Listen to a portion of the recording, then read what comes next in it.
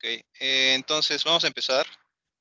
Al- esta semana tenemos que ver lo que es la última semana del curso 2, que tiene que ver con búsqueda de hiperparámetros, batch normalization y clasificación multiclase. También había la última parte, lo que era TensorFlow.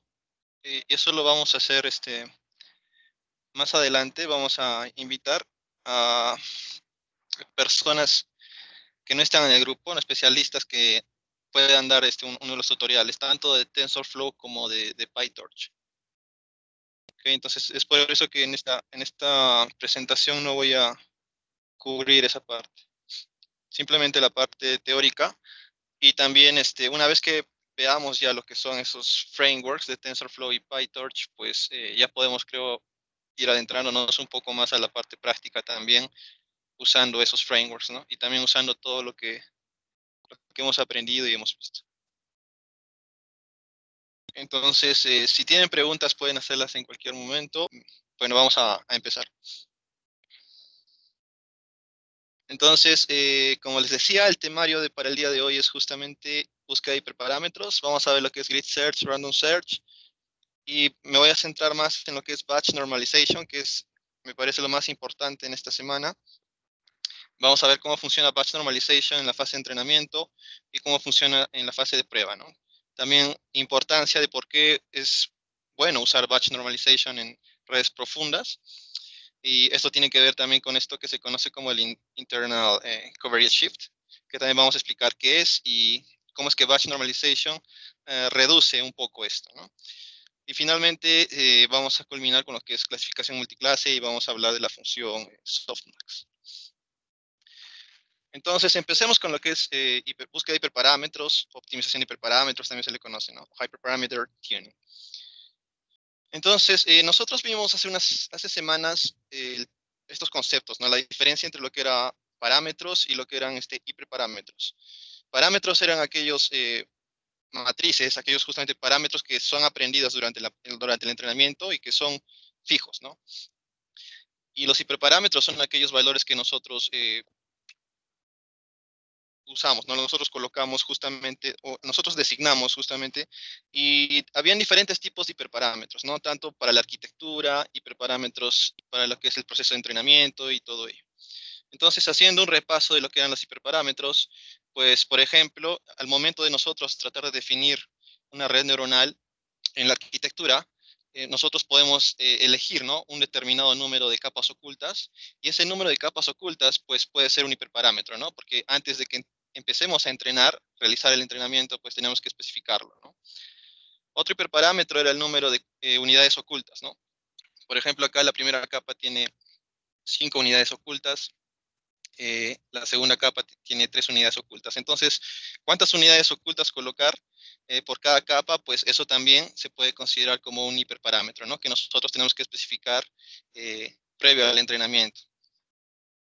Otro también puede ser lo que eran las funciones de activación, ¿no? Porque en cada capa sigue una función de activación y hemos visto que hay diferentes funciones de activación, ¿no? La función sigmoide, relu, celu, swiss, hay varias funciones de activación, entonces eso también se puede considerar como un hiperparámetro. Ahora, en lo que es la fase de entrenamiento, vimos justamente la semana pasada lo que era optimizadores, ¿no? Y vimos diferentes optimizadores como era Stochastic Gradient Descent, Momentum, RMSprop y Adam, ¿no? Acá también podemos ver algunos más como es Nesterov, Adagrad, Adadelta, que son otros optimizadores. Y como se darán cuenta, hay una lista, ¿no? Hay incluso más, ¿no? Hoy en día hay variantes de Adam, y entonces el hecho de elegir también se puede considerar como un hiperparámetro, ¿no? ¿Cuál de estos optimizadores elegir? Otro hiperparámetro bastante conocido y usado es el learning rate, ¿no? Que hemos visto también justo como parte de los optimizadores, donde era necesario especificar este hiperparámetro para, en este caso, ver la longitud del paso que vamos a dar al momento de minimizar una función, ¿no? Si nosotros empezamos en este punto de aquí, el learning rate va a determinar cuál es justamente la longitud de ese paso que vamos a dar al momento de tratar de minimizar esta función, ¿no? Si es demasiado pequeño, puede ser que demora en converger, si es demasiado grande, pues va a comenzar a diverger. Entonces, hay que especificar también este learning rate, eso también es un hiperparámetro. Otro que vimos también la semana pasada es relacionado a los optimizadores, es justamente en Adam, y en Momentum también vimos justamente estos hiperparámetros, ¿no? En el caso de Adam vimos este beta 1, este beta 2, este beta 1 era usado justamente en lo que es eh, el Momentum, y esto era usado en lo que era el REMS-Prop, ¿no? Porque Adam combina tanto el Momentum con REMS-Prop, y pues necesitábamos especificar también estos hiperparámetros, ¿no? Son valores que tenemos que colocar. Obviamente que estos valores ya en general en Adam, por ejemplo, es usual colocar un 0,99, me parece, que ya viene por defecto en los frameworks, y como que no hay mucho que modificar, porque en diferentes tareas usar Adam con esos hiperparámetros ha demostrado muy buena performance para diferentes problemas dentro de Deep Learning. Otro hiperparámetro que hemos visto ahora último también ha sido lo que era dropout, ¿no? Al momento de hacer dropout, nosotros tenemos que especificar una probabilidad, esa probabilidad que me determina cuántas unidades ocultas se van a eliminar, ¿no? Con qué probabilidad se van a eliminar cada una de esas unidades ocultas, y esa probabilidad pues también es un hiperparámetro, ¿no? Por ejemplo, si era 0,5, lo que podíamos hacer con dropout era eliminar justamente la mitad de neuronas para cada capa, ¿no? Y esa cantidad de cuántas neuronas podemos eliminar con dropout, pues depende de este hiperparámetro que es justamente la probabilidad. Bien, entonces hemos visto que hay diferentes hiperparámetros, ¿no? Incluso me faltó colocar lo que era el tamaño del mini batch, el número de iteraciones, el número de épocas, y así muchos más hiperparámetros que hay dentro de las redes neuronales, ¿no? Entonces, el primer método para nosotros poder determinar qué hiperparámetro usar, ¿no? Qué hiperparámetro elegir a la hora de realizar el entrenamiento, pues es justamente Grid Search, ¿no? Si han llevado cursos de Machine Learning, seguramente ya han visto este método, es bastante usado en ese tipo de algoritmos, ¿no? Y básicamente lo que hacemos en Grid Search es especificar rangos de valores, ¿no? Por ejemplo, para la regularización, podemos tener este rango de valores, que es el 0,01, 0,1 y así. Para el learning rate especificamos otro posible rango de valores que nosotros pensamos puede ser adecuado. Para el batch size, ¿no? Para el tamaño del batch, también podemos especificar un cierto número de tamaño, ¿no? Entonces, en Grid Search lo que hacemos inicialmente es definir estos arreglos fijos, y lo que vamos a hacer es una búsqueda exhaustiva, ¿no? O sea, hacerlo por fuerza bruta, por probar todas las combinaciones posibles. Entonces, empezamos con estos tres primeros, ¿no? Con regularización usando 0,001, learning rate usando 0,0001 y el batch size usando 16. Entonces, usando esos hiperparámetros iniciales, vamos a entrenar nuestra red neuronal y vamos a obtener un resultado, ¿no? Un accuracy, por ejemplo, una métrica. Luego vamos a seguir probando más combinaciones, ¿no? Entonces probamos ahora ese 0,001, 0,0001 y ahora 32. Entonces, nuevamente, con esos hiperparámetros, entrenamos la red neuronal, probamos y tenemos otro accuracy, ¿no? Y así sucesivamente vamos a probar todas las posibles combinaciones con estos tres arreglos hasta llegar al final, que en este caso es 10, 1 y 256, ¿no? Entonces, para cada combinación de estos hiperparámetros vamos a tener un diferente accuracy, como se puede ver ahí, ¿no? ¿Y cuál accuracy nosotros vamos a elegir? Pues vamos a elegir el que maximice el accuracy, ¿no? Entonces, de estas pruebas que hemos hecho, estas combinaciones, por ejemplo, para estos arreglos de aquí, eran 294 combinaciones, podemos elegir, por ejemplo, el máximo, ¿no? ¿Ok? Ahora, algo que podemos hacer, por ejemplo, acá me dio como el máximo estos hiperparámetros, ¿no? Para regularización 0,001, el learning rate de 0,0001 y el batch size de 50. Entonces, algo que podemos hacer es algo que se conoce como course to find o course grid search, donde nosotros tenemos esto como un punto de partida para seguir haciendo una segunda búsqueda. ¿Ok? Entonces, estos resultados los hemos obtenido a partir de la primera búsqueda, y lo que podemos hacer es definir un nuevo rango, ¿no? Un nuevo rango, pero con valores cercanos a estos que hemos encontrado al inicio, ¿sí? Entonces, antes teníamos varios valores, ¿no? Que estaban variando bastante, pero ahora podemos tener otro rango de valores que no varían mucho, ¿no? Que varían en relación ahora a este que hemos escogido anteriormente. Entonces, podemos volver a correr otra vez Grid Search, volver a probar todas las combinaciones, pero en este caso ya considerando un rango más ajustado para cada hiperparámetro, ¿no? Ahora, visualmente, ¿cómo es que podemos interpretar Grid Search? Pues supongamos que tenemos aquí el learning rate y tenemos lo que es la regularización, y tenemos esos valores paramos hiperparámetros que queremos justamente eh, buscar, ¿no? ¿Cuál es el adecuado? Entonces nosotros podemos definir en este caso, como estoy usando dos hiperparámetros, una grilla como la que ven ahí, donde tenemos aquí lo que es el learning rate y aquí lo que es el hiperparámetro de regularización, ¿no? Entonces, ¿cómo es que va a funcionar esto, no? Lo que vamos a hacer es simplemente colocar esos valores, tanto de regularización como de learning rate, ¿no? Aquí, por ejemplo, 10 a la menos 4, 10 a la menos 3, 10 a la menos 2, que es el learning rate, y aquí lo que es regularización. ¿Y qué es lo que estamos haciendo en Grid Search? Es probar todas las combinaciones, ¿no? O sea, hacer algo como esto.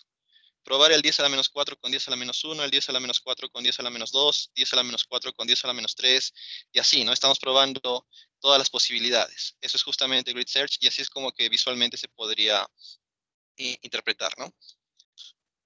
Bien, pasemos ahora a lo que es Random Search. Si se dan cuenta, usar Grid Search es bastante ineficiente, ¿no? Porque tenemos que probar todas las combinaciones. Entonces, correr este tipo de métodos en una red neuronal profunda, pues es demasiado ineficiente, ¿no? A menos que tengas un clúster con varios GPUs y puedas correrlo todo en paralelo, pues ahí sí podrías hacer grid search, ¿no? Pero en general, pues no es muy factible hacerlo en redes profundas. Por eso es que no es muy usado grid search. Es más usado este método que se conoce como random search. Y en random search, si recordamos, esto era grid search, ¿no es cierto? Teníamos diferentes rangos. Entonces, en random search lo que tenemos que hacer es especificar simplemente dos valores, ¿ok? Así, especificar un rango. Por ejemplo, aquí estoy especificando desde 0,001 hasta 100. Entonces, lo que vamos a hacer, como su nombre lo dice, es una búsqueda aleatoria. Es decir, que en este rango, de forma aleatoria, yo voy a buscar un valor y voy a usar ese valor. Eso es básicamente random search. Entonces, puede ser que el valor me toque ahí, ¿no? O puede ser que me toque ahí y así. Entonces, en cada random search se basa en iteraciones. En una iteración puede ser que me toque esta. En otra puede ser que me toque esta. En otra puede ser que me toque esta. Entonces, voy a muestrear diferentes valores y esos son los valores que voy a usar justamente en el modelo de aprendizaje, ¿no? Esos son los hiperparámetros que voy a escoger. Si se dan cuenta que son escogidos aquí de manera aleatoria. ¿Y cómo podemos hacer eso? Pues lo más convencional es definiendo una distribución uniforme, ¿no? Para que de forma uniforme podamos elegir un valor entre ese rango, ¿no? Por ejemplo, acá para regularización tenemos esta distribución uniforme que va a muestrear un valor en este rango. Aquí el learning rate, aquí el tamaño del batch y así, ¿no? Por ejemplo, aquí en el tamaño del batch, que son valores fijos, lo que se puede hacer es una distribución uniforme eh, sobre los índices, ¿no? Y puede ser una distribución uniforme discreta. Por ejemplo, acá tengo 7 valores, o sea, los índices son entre 0 y 6, ¿no? Entonces, lo que puedo hacer es, de manera aleatoria, que me elija un índice, ¿no? Y accedo después a ese índice, ¿no? Por ejemplo, puede ser que de manera aleatoria me toque el índice 3, entonces el batch size que estaría usando es el 64, ¿no? Y así existen diferentes formas de definir el random search. Ahora, hay algo importante al momento de usar random search es ver la escala, ¿no? En qué escala estamos nosotros muestreando los posibles valores. Ya, por ejemplo, acá tengo una escala entre 0 y 1, ¿no? Supongamos que es en el learning rate, yo estoy tratando de usar un hiperparámetro, y usualmente los hiperparámetros pueden ser entre 0 y 1, ¿no? Por ejemplo, 10 a la menos 2, 10 a la menos 3, 10 a la menos 4, 10 a la menos 5. Entonces, ¿qué va a ocurrir, no? Si yo uso de frente lo que es random search sobre un rango de valores. Por ejemplo, acá lo que estoy haciendo es tratando de mostrar entre 0 y 1, y acá puedo ver de forma uniforme cómo está particionado ese rango, ¿no? Aquí está entre 0,1, 0,2, 0,3, 0,4 hasta 1, de forma equitativa. Entonces, ¿qué ocurre, no? Si yo hago random search de forma directa, pues, si se dan cuenta, el 10% de los valores de todo este rango se encuentran aquí, ¿no? Y el otro 90% se encuentran aquí. Entonces, ¿qué quiere decir esto? Que es muy poco probable que si uso una distribución uniforme con una muestra entre 0 y 1, que me toque valores que están en este rango, ¿no? Porque el 10% de esos valores están aquí. Hay más valores que están aquí. Es muy probable que me toquen esos otros valores. Entonces, pero si ustedes se dan cuenta, en el learning rate usualmente usamos lo que es 10 a la menos 2, 10 a la menos 3, 10 a la menos 4, y esos valores están dentro de este rango de aquí, ¿no es cierto? Pero como podemos ver aquí, eh, es muy poco probable que sean elegidos esos valores si es que yo defino un rango directo entre 0 y 1. Entonces, es por eso que es más convencional cambiar la escala. En lugar de usar la escala así de forma directa, usar una escala logarítmica. Por ejemplo, acá tengo la regularización y la tasa de aprendizaje. Entonces, lo que vamos a hacer es simplemente cambiar esta forma, ¿no? Ponerlo así como 10 a la menos 3, 10 al cuadrado, al final es lo mismo, 100 es 10 al cuadrado, 0,001 es 10 a la menos 3, igual el learning rate es 10 a la menos 5, hasta 10 a la 0, que es como 1, ¿no? Entonces, lo que vamos a hacer es sacar el logaritmo en base 10 a esto, ¿no? Y el valor que voy a obtener en este caso es las potencias, ¿no? Por ejemplo, si era 10 a la menos 5 y 10 a la 0, a sacar el logaritmo en base 10, pues voy a obtener ahora menos 5 y 0. Entonces, ahora estoy en una escala logarítmica y ahí puedo muestrear. Por ejemplo, muestreo a ese valor ahí, supongamos que es menos 3. Entonces, ¿cómo yo uso el learning rate? ¿Cómo defino el learning rate? Pues simplemente lo que hago es volver a la escala normal, ¿no? En este caso sería como que elevarle el 10 a ese menos 3. Y en este caso, ese 10 a la menos 3 sería el learning rate. ¿Ok? Entonces, de esta forma nosotros podemos muestrear usando una escala logarítmica que es mucho mejor que usarla directamente sin escalarlo así, ¿no? Y la forma en que muestreamos, pues, es de esta forma, ¿no? En este caso sería, el learning rate sería igual a 10 elevado a lo que es una muestra de uniforme entre menos 5 y 0. ¿Y por qué eso es bueno? Porque si ahora divido este rango, ¿no? Entre menos 5 y 0, de forma así uniforme, podemos ver que es mucho más probable que me toquen ahora el 10 a la menos 5, 10 a la menos 4, 10 a la menos 3, 10 a la menos 2, 10 a la menos 1, ¿no? Entonces, por eso es bueno usar la escala logarítmica en Random Search. Ok, entonces, ahora, ¿cómo funciona, no? Esto es bastante semejante a lo que hacíamos en Grid Search, ¿no? Pero como les digo, es un algoritmo iterativo. O sea, yo voy a definir un número de iteraciones para ejecutar Random Search. Y entonces, por ejemplo, puede ser que al inicio, ¿no? De forma aleatoria me ha elegido estos tres hiperparámetros. Entonces, lo que hago es lo mismo. Entreno la red neuronal con esos hiperparámetros, obtengo un accuracy y así, ¿no? Pero en este caso el número de ejecuciones de la red va a depender de un número de iteraciones, ¿no? Que es el número justamente de veces que voy a muestrear diferentes hiperparámetros y ejecutar el modelo, ¿no? Ejecutar la red neuronal para obtener resultados. Pero al final es igual, ¿no? Voy a quedarme con los hiperparámetros que me maximicen el accuracy, por ejemplo. Okay, viéndolo esto de forma visual, como lo que hicimos en Grid Search, pues lo que tendríamos sería algo como esto, ¿no? Tenemos nuevamente nuestra grilla, tenemos aquí el learning rate en el eje X, en el eje Y lo que es la regularización. Aquí estarían justamente los valores, ¿no? Supongamos que tenemos estos valores como los que teníamos en Grid Search. Y lo que va a ocurrir aquí en este caso es que vamos a muestrear de forma aleatoria, por lo tanto, los valores que se van a muestrear son así, ¿no? Vamos a explorar de una mejor forma todo el espacio, ¿no? En este caso de hiperparámetros. A comparación de Grid Search, que se quedaba de manera estática ahí, aquí puedo definir diferentes valores, ¿no? Combinaciones de valores con lo que es Random Search. Y esto me lleva justamente a la comparación de Grid Search con Random Search, ¿no? Acá vemos justamente Grid Search, ya hemos visto cómo generamos este gráfico, y acá también con Random Search, ¿no? Ahora, ¿qué hemos adicionado aquí? Acá son distribuciones. Okay, supóngase que es la distribución del accuracy, ¿no? O sea, eh, por ejemplo, acá tiene un pico, ¿no es cierto? Entonces, ¿qué me indica este pico? Que el accuracy es máximo aquí. Okay, acá, con esta combinación de hiperparámetros, yo puedo obtener el mejor accuracy. Okay. Entonces, ¿qué va a ocurrir aquí, no? Al momento de usar yo Grid Search, al tener esta tabla de aquí, supongamos que vamos a ver cuál sería el accuracy, ¿no? Que pueda alcanzar con Grid Search. Si vemos, aquí tenemos justamente estos valores, ¿no?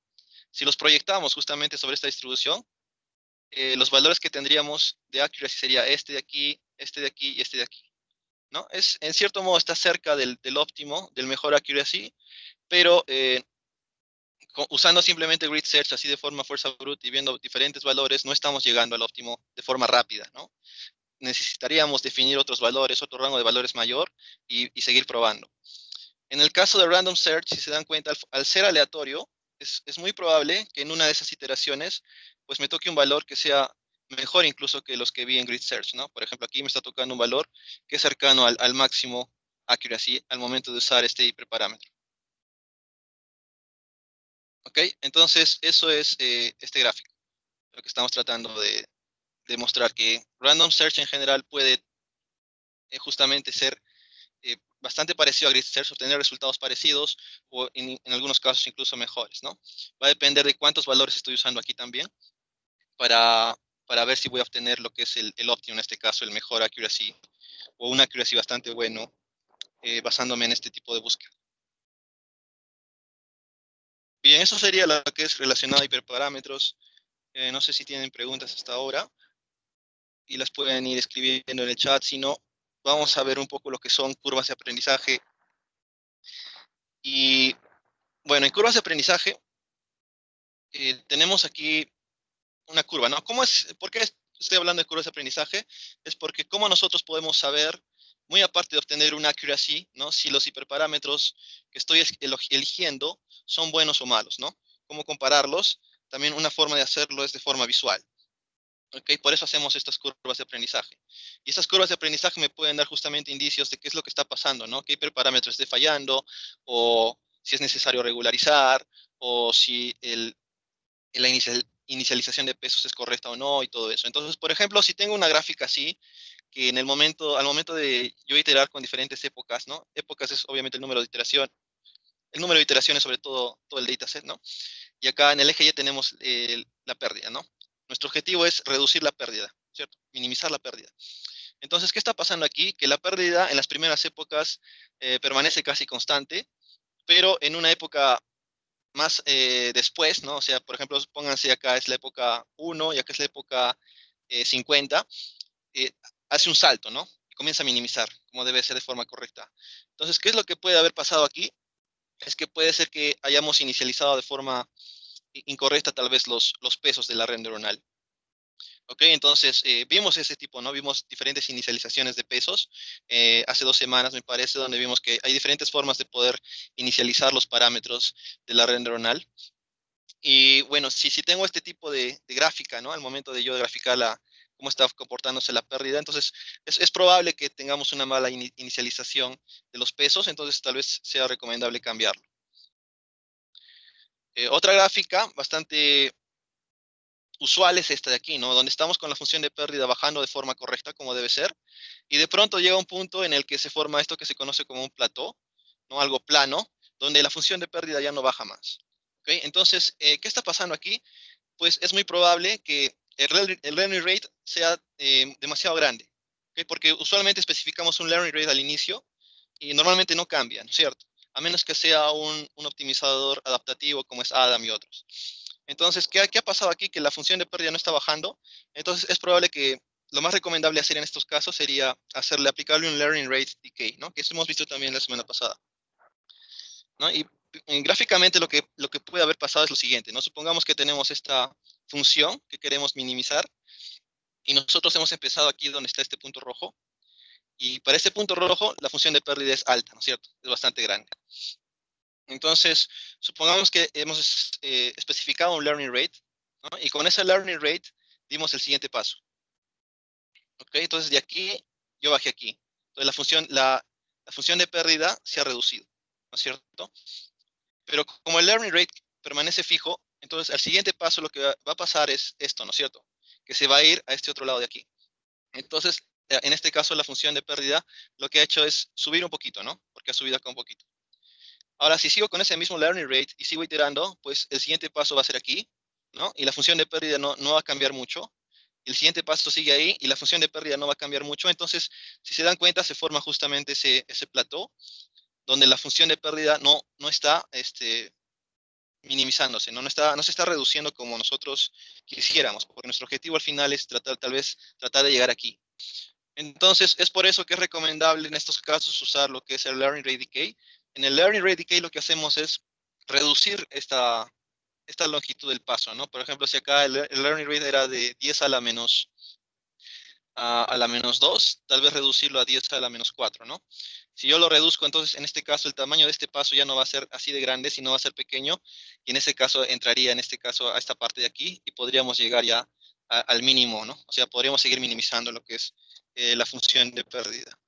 Entonces, esto es algo bastante usual, ¿no? Porque en redes neuronales profundas tenemos funciones así, ¿no? Donde tenemos varios mínimos locales, tenemos platós, saddle points y diferentes problemas. Entonces, si ocurre este tipo de gráfico, es probable o es recomendable en este caso usar tal vez un learning rate decay. Otro caso es el siguiente, ¿no? Donde estamos bajando la función de pérdida, pero ustedes aplican el learning rate decay mucho antes de lo que debería ser, ¿no? Porque supónganse acá la función de pérdida está bajando todo bien, está bajando bien, pero estaba bajando bien, ¿no es cierto? No ha habido ningún plató, sin embargo, ustedes le aplicaron lo que es el learning rate decay antes de eso. Entonces, al hacer eso, pues lo que va a hacer es que el proceso de minimización sea más lento, ¿no? Y no llegue tampoco al óptimo. ¿Okay? Entonces, el gráfico que se va a generar en este caso es algo como esto, ¿no? Estamos minimizando de forma correcta, de pronto le aplicamos learning rate decay, hace este salto aquí y volvemos a lo que es el plató. Entonces, eso ocurre justamente como les mencionaba, ¿no? Porque hemos hecho de forma muy anticipada lo que es el learning rate decay.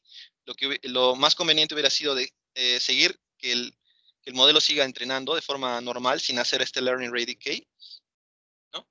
Que siga minimizando hasta en algún punto donde tal vez encontramos el plató y ahí recién aplicarle lo que es el learning rate decay. ¿Okay? Entonces, este es otro posible problema que puede darse y que visualmente lo podemos detectar. Ahora, otro tipo de gráfico bastante convencional es este de aquí, ¿no? Donde nosotros entrenamos la red neuronal profunda. Acá tenemos en el eje X justamente el número de épocas y en el eje Y tenemos lo que es el accuracy en este caso, ¿no? Nuestro objetivo final es maximizar el accuracy, maximizar la métrica de evaluación en nuestro modelo de deep learning. En este caso, en clasificación, puede ser el accuracy, por ejemplo. Entonces, ¿qué va a ocurrir? ¿No? Esta función azul que ven aquí es básicamente el accuracy de entrenamiento, ¿no? A medida que vamos entrenando por diferentes épocas, vemos que el entrenamiento, el accuracy está aumentando, ¿no? Y el de validación también está aumentando. Entonces, esto sería algo bueno, ¿no es cierto? Pero si ustedes cortan el entrenamiento, por ejemplo, de forma muy temprana, por ejemplo, acá lo ha cortado de forma muy temprana, eso tampoco es del todo correcto, ¿no? Porque si ven que su accuracy está subiendo, tanto en entrenamiento y en validación, como ven en este gráfico, o otra gráfico usual es como hemos visto, ¿no? De la función de pérdida en el cual está, en este caso, reduciendo, se está bajando. En este caso, si ven que la función de pérdida se está minimizando y no ha llegado a un punto así como plató o donde se queda ahí fijo, entonces deben dejar de seguir entrenando, ¿no? O sea, seguir haciendo muchas más épocas. Porque aquí, ¿qué puede haber pasado? No, yo lo corté aquí, pero sin embargo, si sigo corriendo más épocas, pues es muy probable que el entrenamiento y la validación siga aumentando, ¿no? O sea, obtener un mejor resultado. Entonces, es bueno siempre analizar este tipo de gráficas, ¿no? El siguiente es bastante usual y conocido también en Machine Learning, ¿no? Que es cómo detectar lo que es en este caso el overfitting, cuando en este caso el accuracy de entrenamiento está subiendo, pero el accuracy de validación llega a un punto en el que sube bien, pero después comienza a reducirse, ¿no? En este caso se está sobreespecializando el modelo y eso es bastante convencional tener este gráfico en overfitting. Entonces, ¿qué podemos hacer en este caso? Pues tal vez usar dropout o algún otro regularizador dentro de la red para que ya no tengamos este problema de overfitting o si es que tienen la posibilidad de obtener más datos, ¿no?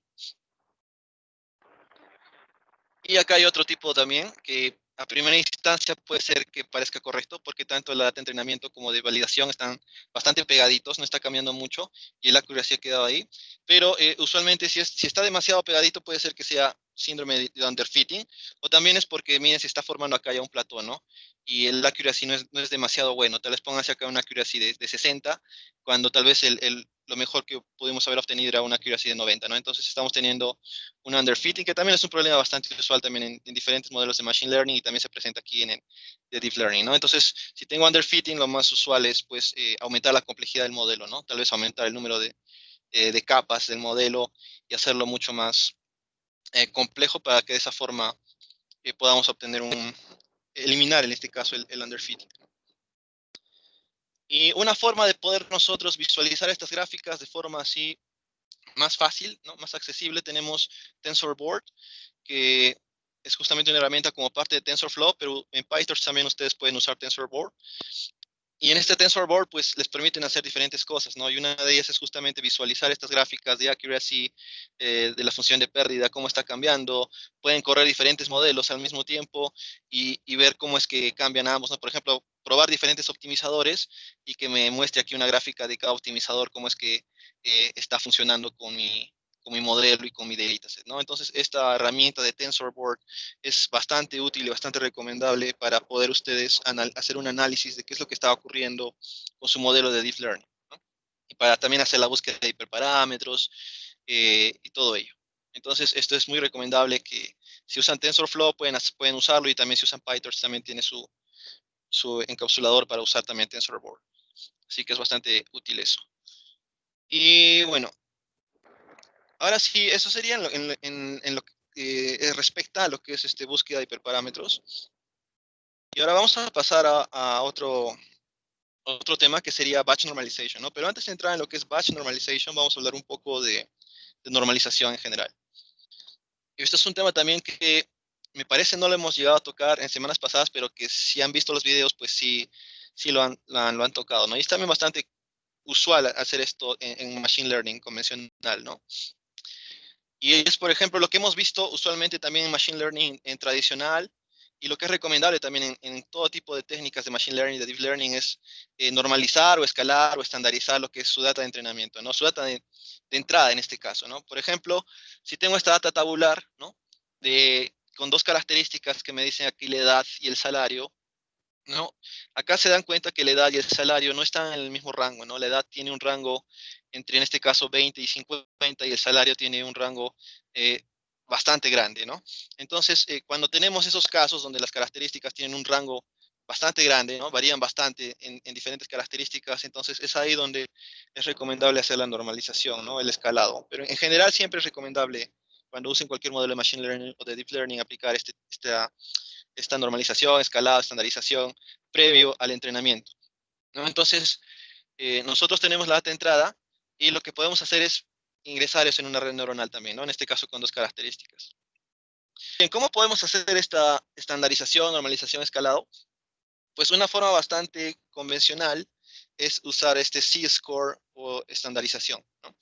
Y en este Z-score o estandarización lo que hacemos es que estos datos eh, se escalen de tal forma que su media sea 0 y su desviación estándar sea 1.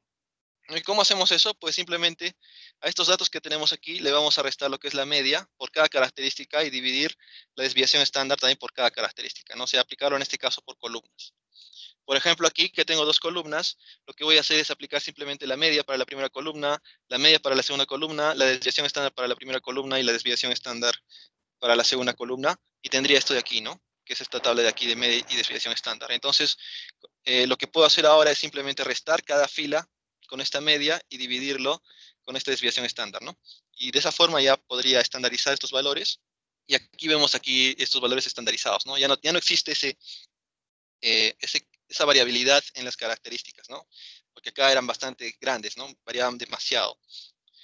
Entonces, para eso me sirve la estandarización, ¿no? Y ahora, si ustedes le sacan la media y la desviación estándar a cada una de estas características, deben obtener una media de 0 y una desviación estándar de 1. ¿Okay? Entonces, ese es el objetivo en estandarización. Y con esos datos ya estandarizados, pues sería como que lo que tendríamos que ingresar a la red neuronal, ¿no? Sería como un paso de preprocesamiento previo al entrenamiento de la red neuronal. Y visualmente lo que está pasando con este proceso de estandarización es el siguiente, ¿no? Nosotros puede ser que la distribución de datos original sea este. Al momento de nosotros restarle la media, lo que estamos haciendo es centrar esta data, ¿no? O sea que lo pongamos justamente así. Y al momento de dividirlo sobre la desviación estándar, estamos acá reduciendo justamente estos valores, ¿no?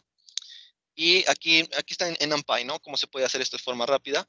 Y al final esta sería la data normalizada, estandarizada. Entonces, esto es visualmente qué es lo que está ocurriendo en este proceso de estandarización. Ahora, ¿por qué es importante eso, ¿no? En el proceso de aprendizaje?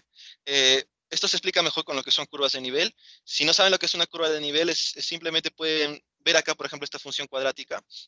Y si la ven desde arriba, tendrían así diferentes curvas, ¿no? O si hacen diferentes particionamientos, tendrían acá diferentes curvas, donde este punto plomo que ven aquí sería el mínimo. O sea, sería acá, el rojito que ven aquí, la estrellita de aquí. Entonces, esa es una curva de nivel. Y si ustedes no normalizan los datos, ¿no? Por ejemplo, acá teníamos lo que era la característica de edad y lo que era salario, pues la curva de nivel que vamos a tener es algo como esto. ¿Ok? Y nuestro objetivo es minimizar, ¿no? Es a partir de este punto rojo llegar a este mínimo que está de color plomo. Entonces, ¿qué es lo que va a pasar ahí? es que si yo no hago este proceso de normalización, estandarización, pues cómo es que va a ir cambiando lo que es los pesos, ¿no? Al momento de hacer el proceso de optimización, es que va a ir así, ¿no? De esta forma. Va a ser un proceso que va a demorar bastante para llegar en este caso al mínimo. Sin embargo, si nosotros aplicamos lo que es la estandarización, normalización, lo que va a ocurrir en este gráfico, en estas curvas de nivel, es tener algo como esto, ¿no? Y en este caso, pues al momento de aplicar yo el proceso de optimización, va a ser mucho mejor. No va a estar oscilando así, ¿no? Va a ser más rápido. Entonces, para eso es importante normalizar, estandarizar los datos, ¿no? En este caso, lo que serían los datos de entrada. ¿Sí? Pero en una red neuronal profunda nosotros tenemos diferentes capas, ¿no es cierto? Diferentes jerarquías de características.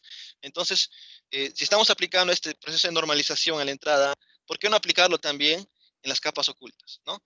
Entonces, esto justamente nos conlleva al concepto de batch normalization. Y batch normalization lo que hace es simplemente aplicar ese proceso de normalización, pero en cada una de las capas ocultas.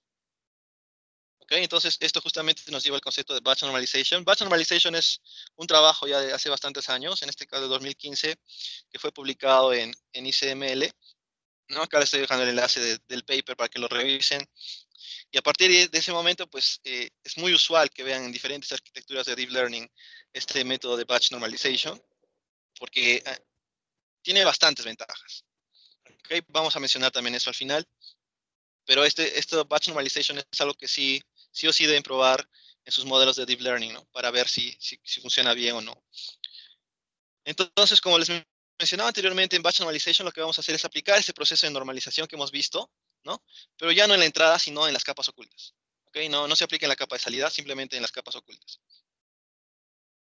Entonces, ¿cómo es que funciona esto, no? Batch normalization, lo que va a recibir en este caso, como su nombre lo indica, van a ser batches, ¿no?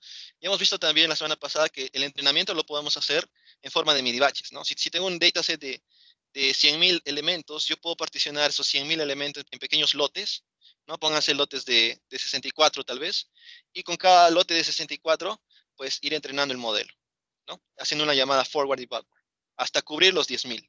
Entonces, eso es el entrenamiento por lotes. Entonces, este proceso de normalización lo vamos a hacer justamente por lotes, ¿no? Pónganse un lote de 64, entonces este proceso de normalización vamos a hacerlo sobre esos 64. ¿Okay? Entonces, supongan que esta matriz de aquí es justamente uno de esos lotes, uno de esos batches. ¿Okay? En este caso, n sería el número de elementos y m sería el número de características, ¿no? Como es lo que están acostumbrados a ver en Machine Learning tradicional. Entonces, ¿qué es lo que vamos a hacer aquí? Pues vamos a seguir el mismo proceso que hacíamos en el escalado, ¿no? En el C-score calculábamos lo que era la media y la desviación estándar, ¿no es cierto? Lo mismo vamos a hacer aquí. Entonces, en este caso vamos a calcular la media, pero en este caso la media sería de este mini batch, ¿cierto? De este lote. Y ya saben que la media se aplica justamente sobre cada característica, ¿no? Por cada columna. Entonces, el resultado sería un vector así de media. Y eso está justamente por esta formulación aquí, ¿no? Simplemente la sumatoria, en este caso, de cada vector de aquí, cada vector fila y sacar el promedio. El siguiente paso es hallar en este caso la varianza. ¿Ok? Obviamente yo puedo obtener la desviación estándar a partir de la varianza, ¿no? Simplemente tengo que sacar la raíz cuadrada de la varianza y obtengo la desviación estándar. Vamos a ver por qué hacemos eso y no calculamos de frente lo que es la desviación estándar. Entonces, acá la varianza también se aplica de la misma forma, ¿no? Por cada columna obtenemos una determinada varianza. Entonces, también tenemos un vector aquí. Y esta es la formulación, ¿no? El x, usamos la media que hemos calculado anteriormente, lo restamos de cada x y ya le sacamos el promedio. Bien, entonces hasta este punto lo que hemos hecho es, tenemos el lote, tenemos el batch de 64 elementos, 32 elementos, como ustedes puedan definirlo, y para este lote lo que hemos calculado es en este caso la media y la varianza, ¿no? Que son estos vectores de aquí. Ahora el siguiente paso es la normalización en sí, ¿no? El escalado. Y eso también lo hemos aplicado ya anteriormente, ¿no? Lo que hacemos es simplemente restar, ¿no? Cada valor con la media y dividirlo sobre la desviación estándar, ¿no? Pero como yo estoy calculando en este caso la varianza, lo que vamos a hacer es sacar la raíz cuadrada, ¿no? Y acá viene lo importante, ¿por qué estamos hallando la varianza y no aplicamos esto de frente, ¿no? Y es porque esta varianza de aquí puede tener un valor de 0, ¿no? Y si yo le saco directamente la raíz cuadrada de 0, esta sería una división sobre 0. Entonces, eso no está definido. Por lo tanto, es usual y más recomendable usar siempre un pequeño threshold aquí, un pequeño epsilon, un pequeño valor que evite, ¿no?, tener ese problema de división sobre cero. Y este epsilon también es un hiperparámetro y usualmente se usa un valor bastante pequeño, ¿no?, dependiendo de la precisión de los datos, ¿no? 10 a la menos 6, 10 a la menos 8 puede ser. Entonces, de esta forma ya tendría la normalización. Es lo mismo, ¿no? Restarle la media y dividirlo sobre la desviación estándar. Es lo mismo que hemos visto en el ejemplo anterior que aplicábamos a la capa de entrada, ¿no?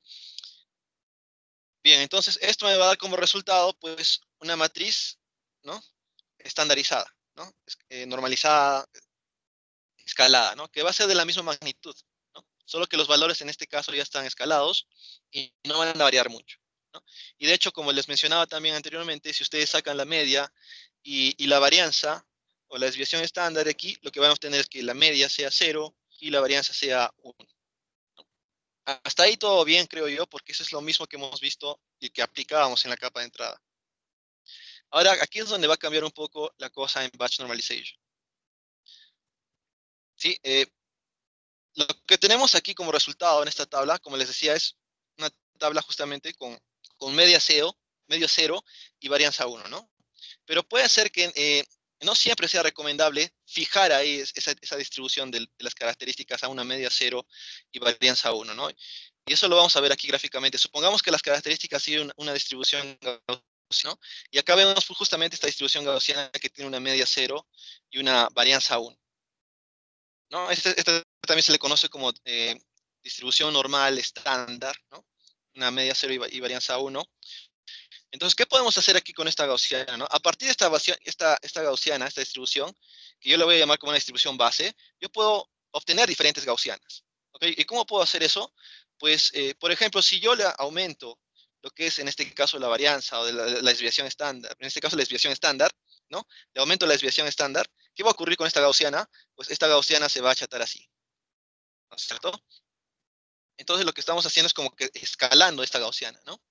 Si yo le reduzco en este caso a la gaussiana base, le pongo una desviación estándar pequeña, ¿no? Por ejemplo, 0,2, la distribución que tendría sería algo como esto, ¿no? Entonces estoy como que ajustándolo ahí, ¿no? Escalando la gaussiana. ¿Ok? Entonces, a partir de esta base, si yo le multiplico, ¿no?, por una desviación estándar determinada, puedo obtener diferentes gaussianas y diferentes escalados de la gaussiana. ¿Qué pasa si cambio yo lo que es la media, ¿no?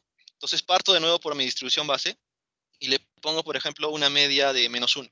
¿Ok? No voy a cambiar en este caso la desviación estándar, solo la media. Si le pongo menos 1, lo que estaría haciendo es que esta gaussiana que estaba aquí centrada en 0, se va a desplazar, ¿no? Y ahora va a estar acá con un valor de menos 1, porque la media va a estar en menos 1. ¿Ok? Si le pongo un valor positivo, por ejemplo, de 3, lo que estaría obteniendo sería esta gaussiana de aquí, ¿no? En este caso la media es de 3. Entonces, ¿qué operación estoy realizando aquí al momento yo de cambiar lo que es la media? Pues estoy realizando justamente un desplazamiento, ¿no? Desplazamiento de la distribución gaussiana en este caso. Ahora, yo puedo combinar ambos, ¿no? Tanto el escalado como el desplazamiento. Por ejemplo, parto aquí de esta gaussiana normal estándar y le aplico, por ejemplo, un escalado, ¿no? Lo multiplico en este caso le aumento en este caso lo que es la desviación estándar. Obtendría esto de aquí. Y de ahí le puedo aplicar, por ejemplo, el desplazamiento, ¿no? Y al aplicar el desplazamiento, pues lo que estaría haciendo es, en este caso, desplazar ya esta gaussiana que ha sido escalada, ¿no? Desplazarla aquí. Entonces yo puedo combinar esos dos pasos, ¿no? Hacer el escalado y hacer el desplazamiento, y en ese caso obtener diferentes tipos de gaussianas, ¿no? Y todo a partir de una inicial, que es aquella que tiene una media 0 y una desviación estándar de 1, ¿no? Entonces, a partir de ahí, yo puedo formar diferentes gaussianas. Esto es bastante útil y usado también en lo que es, si están interesados en modelos generativos, lo que son los variational autoencoders. Hay un paso que se conoce como el truco de reparametrización, y ahí también se usa este tipo de trucos, ¿no? De cómo podemos nosotros obtener diferentes gaussianas a partir de una. En ese caso en este caso en Variational Autoencoders lo que necesitamos es muestrear de gaussianas, ¿no? Cómo muestrear de una gaussiana cualquiera a partir de una gaussiana base, ¿no? El proceso es el mismo. Entonces, ¿qué hemos hecho aquí? Pues a partir de una distribución gaussiana con media 0 y desviación estándar 1, hemos podido obtener esta otra gaussiana, en este caso con media 3 y desviación estándar 4, ¿no? En general, la formulación es algo como esto, ¿no? Entonces yo puedo tener cualquier gaussiana eh, partiendo de lo que es la gaussiana base, ¿no? Con media 0 y desviación estándar 1, pero a esta gaussiana yo le multiplico por lo que es, en este caso, la desviación estándar, y le sumo la media, ¿no? Si yo lo multiplico por la desviación estándar y le sumo la media, pues obtendría esta otra gaussiana. ¿Okay? Entonces, eso es lo que podemos hacer. Ahora, aquí les he mostrado un ejemplo con distribuciones gaussianas, ¿no? Y tratando de obtener otras distribuciones gaussianas a partir de la básica. ¿Para qué me sirve esto, no? Este mismo truco que están viendo aquí, lo voy a usar también en batch normalization. ¿Okay? Entonces, ¿por qué? ¿Por qué puedo hacer eso? Porque acá lo que obtenía como resultado en lo que era la normalización inicial era que la distribución de estas características pues tenían una media 0 y una varianza 1, ¿no es cierto? Una varianza unitaria. Entonces, es como si fuera en el caso de que sea una distribución gaussiana, estaría con esta distribución base. O sea, al momento de hacer el escalado, lo que estaría sería en esta base, ¿no? Pero ¿qué es lo que vamos a hacer en batch normalization? Es que tal vez en muchos casos no sea muy recomendable que al momento de escalarlo siempre tengamos una media 0 y una varianza 1, sino tal vez tener diferentes variaciones, ¿no? Con una media 2, una media 3, una varianza 3 o 4. Entonces, en ese caso vamos a aplicar este mismo truco de aquí, ¿ok? Y lo hacemos aquí, ¿no? Aplicamos justamente ese proceso de escalado y desplazamiento, ¿no? ¿Cómo era el escalado? Lo multiplicamos en este caso por un parámetro, como vemos aquí, gamma. ¿Y a qué estamos multiplicando? Pues al X anterior, ¿no? El X anterior era justamente el normalizado, ¿no? El que tiene media 0 y varianza 1. Entonces, a ese le multiplico por, en este caso, un parámetro gamma y le sumo el parámetro beta, ¿no? Si se dan cuenta, esta operación es la misma que hemos visto aquí, ¿no? En este caso, como son gaussianas, le estoy multiplicando por una desviación estándar y le estoy sumando lo que es la media, ¿no? Pero esto sería algo ya más general, ¿no? Un parámetro gamma y le estoy sumando un parámetro beta. Ahora, les estoy llamando parámetros, no les estoy llamando hiperparámetros, ¿no? ¿Por qué? Porque estos van a ser aprendidos justamente durante el entrenamiento, como lo que hacíamos con los pesos de la red neuronal, ¿no? Entonces, estos parámetros van a ser aprendidos. Yo no tengo que especificarlos al inicio como el learning rate, el número de capas, ¿no? Estos parámetros van a ser aprendidos dentro del modelo, por ende va a aumentar el número de parámetros. ¿Ok? Pero ustedes ya saben qué es lo que hacen estos parámetros, ¿no? Lo que hace es el escalado y el desplazamiento. Para de esa forma tener diferentes distribuciones de los datos, ya no necesariamente una que tenga media 0 y desviación estándar 1. ¿Ok? Al final el resultado del batch normalization es también una matriz de la misma magnitud que la matriz inicial, ¿no? O sea, del batch, del lote. Solo que en este caso ya va a estar normalizado, ¿no? Bien, ahora si se dan cuenta, yo puedo, para un determinado valor de gamma y de beta, yo puedo obtener la función identidad. ¿A qué me refiero con esto? ¿No? Acá tengo, por ejemplo, esta ecuación, ¿no? Que justamente lo que hace es cambiar, hacer el escalado y el desplazamiento. ¿Qué ocurre? ¿Qué pasaba aquí, no? Este X sombrerito era justamente el proceso de normalización, ¿no? O sea, al lote inicial le restaba la media y le dividía la desviación estándar, ¿no? Entonces vamos a reemplazar esto aquí arriba, ¿ok? Y tendríamos algo como esto, ¿no es cierto? Tendría el lote normalizado sería igual al gamma multiplicado por esta operación que lo que hacía era la normalización en sí, para que tenga media cero y desviación estándar 1, y le sumamos el beta, ¿no? Ahora, ¿qué ocurre si a este gamma yo le pongo justamente este valor de desviación estándar y al beta le pongo este valor de la media, ¿no? Entonces, si reemplazamos esto aquí, esta desviación estándar se va a ir con esta de abajo, ¿no es cierto? Y esta media se va a sumar con este menos media, entonces se van a ir también. Por lo tanto, el resultado para eso sería que eh, simplemente no aplicarle la normalización, ¿no? Es como si no hubiera pasado nada. Por eso digo que acá se puede recuperar lo que es la función identidad, o sea, no aplicarle la normalización en sí. Entonces, esto es algo bastante interesante, ¿no? Porque estos parámetros se están aprendiendo en el modelo. Entonces, si el modelo ve que la red ve que en algún momento no sea necesario normalizarlo, ¿no? Para poder reducir la función de pérdida y todo ello, entonces eso lo va a aprender, ¿no? Lo va a aprender justamente colocando estos valores. Va a aprender tal vez en ciertas partes, es decir, no es necesario normalizarlo, entonces los valores para estos parámetros que voy a aprender van a ser estos, ¿cierto? Y eso es bastante interesante, ¿no? Eso es factible también hacer aquí. Entonces, no siempre se va a normalizar, ¿no? Puede ser que en algún punto del entrenamiento, tal vez el hecho de no normalizarlo ayude a mejorar el accuracy o a reducir la función de pérdida. Entonces, eso es algo muy, muy importante también aquí en Batch Normalization. Bien, entonces, resumiendo todos los pasos, lo que hacíamos primero era sacarle la media al mini batch, luego sacarle la varianza al mini batch, normalizar el mini batch y aplicarle lo que es el escalado y el desplazamiento, ¿no? Y este es el algoritmo de batch normalization. Esto lo tenemos que aplicar para cada batch. Ahora, este gamma y beta también van a ser vectores, ¿ok? De la misma magnitud. Así como tenía acá un vector de media y varianza, igual voy a tener un vector de betas y un vector de gamas, ¿ok? Entonces voy a tener un vector de parámetros. Bien, ahora lo que vamos a ver ya hemos aprendido qué es en qué se basa batch normalization y qué es lo que estamos haciendo en el algoritmo de batch normalization en sí, ¿no? Ahora, ¿en qué parte de la red se coloca esta operación, ¿no? ¿En qué partes nosotros podemos justamente agregar este componente de batch normalization? Y eso vamos a ver ahora, ¿no? Acá tenemos justamente la red neuronal y si se recuerdan, este nodo rojo de aquí era la combinación de dos operaciones. Uno era la operación lineal, ¿no? O sea, la multiplicación de los pesos por la capa anterior, seguido por una función de activación que aplicábamos a eso, ¿no? O sea, algo como esto de aquí. O sea, este nodo rojo en sí eran como dos operaciones, ¿no? Aplicar la operación lineal, o sea, multiplicar esta matriz de pesos, en este caso por la entrada, ¿no? Y luego aplicarle una función de no linealidad, ¿no? Por ejemplo, la sigmoide y la tangente hiperbólica. Entonces, cada uno de estos nodos rojos está representado por estos dos nodos, ¿no? Este amarillo que es la linearidad, la función lineal, y este moradito que es la función de activación. Entonces, ¿qué vamos a hacer aquí? Es simplemente usar ahora esta representación que ven aquí. Ya no usar esta de rosa, tener algo como esto de aquí. Sí, al final estos dos es como si fuera este nodo rojo, ¿no? Estos dos es como si fuera este rojo de aquí. Estos dos es como si fuera el rojo de aquí.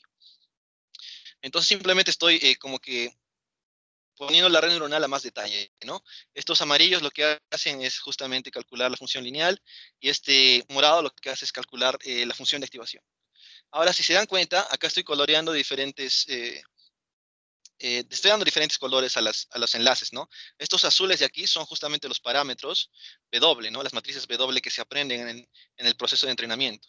Y estas naranjas de aquí simplemente no van a ser parámetros, ¿ya? Simplemente indica que estoy haciendo una operación, nada más. Entonces, estos enlaces de color naranja me indican que no estoy haciendo, no tengo acá parámetros que optimizar, ¿no? Simplemente hago una operación. En este caso le estoy aplicando la sigmoide, la ReLU, no sé, a la operación lineal, ¿ok? Bien, entonces lo que tendríamos sería algo como esto, ¿no? Esta es la matriz de entrada, que es X. Este de aquí sería justamente el Z, no sé si se acuerdan del Z, que lo que hacía era multiplicar el X por el W, ¿no? Y sumar el bias. Esto de aquí es una matriz justamente de funciones de activación, ¿no? Que era el A, le aplicaba una función de activación al Z, ¿se acuerdan? Y así para todos, ¿no? En este caso tengo tres capas, entonces voy a tener tres matrices Z y tres matrices A. Sí, y acá, como les mencionaba, estos enlaces azules son simplemente las matrices de parámetros o de pesos de la red neuronal, ¿no? En este caso tenemos tres matrices de pesos parámetros, que es justamente lo que va a ir cambiando para reducir la función de pérdida. Bien, ahora, ¿dónde va a ir el batch normalization en este caso? ¿Ok? Lo que se propuso en el paper original del año 2015 es que batch normalization debe ir después de la función lineal, de la operación lineal. ¿A qué me refiero con esto? Es que batch normalization debería ir antes de la activación y después de la operación lineal, ¿no? O sea, después del amarillo, después del Z y antes del A. Aquí el batch normalization lo estoy poniendo como color naranja, ¿no? Entonces, lo que se propuso en el paper original es esto, ¿no? El batch normalization debe ir antes de la función de activación, después de la operación lineal, como ven aquí. Y también es una operación, ¿no? Entonces, aquí esto sería ya en este caso una matriz le estoy llamando como B, ¿no?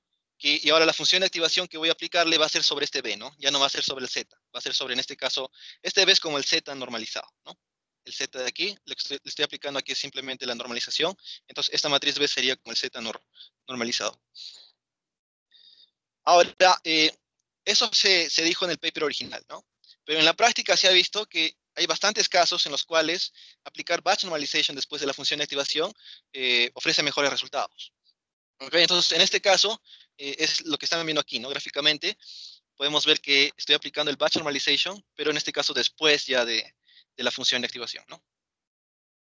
Ahí está, la matriz. Después estoy normalizando los resultados de la función de activación. Y eso también pueden hacerlo, ¿no? Aplicar batch normalization después de la función de activación. Ok, ahora algo importante aquí es que cada una de estas operaciones de batch normalization intervienen en lo que son dos parámetros, ¿no es cierto? ¿Se acuerdan? Teníamos el parámetro de gamas y los parámetros beta, ¿no? Que hacían el escalado y el desplazamiento. Y como yo les mencionaba, esos son parámetros, ¿no? No son hiperparámetros, son parámetros.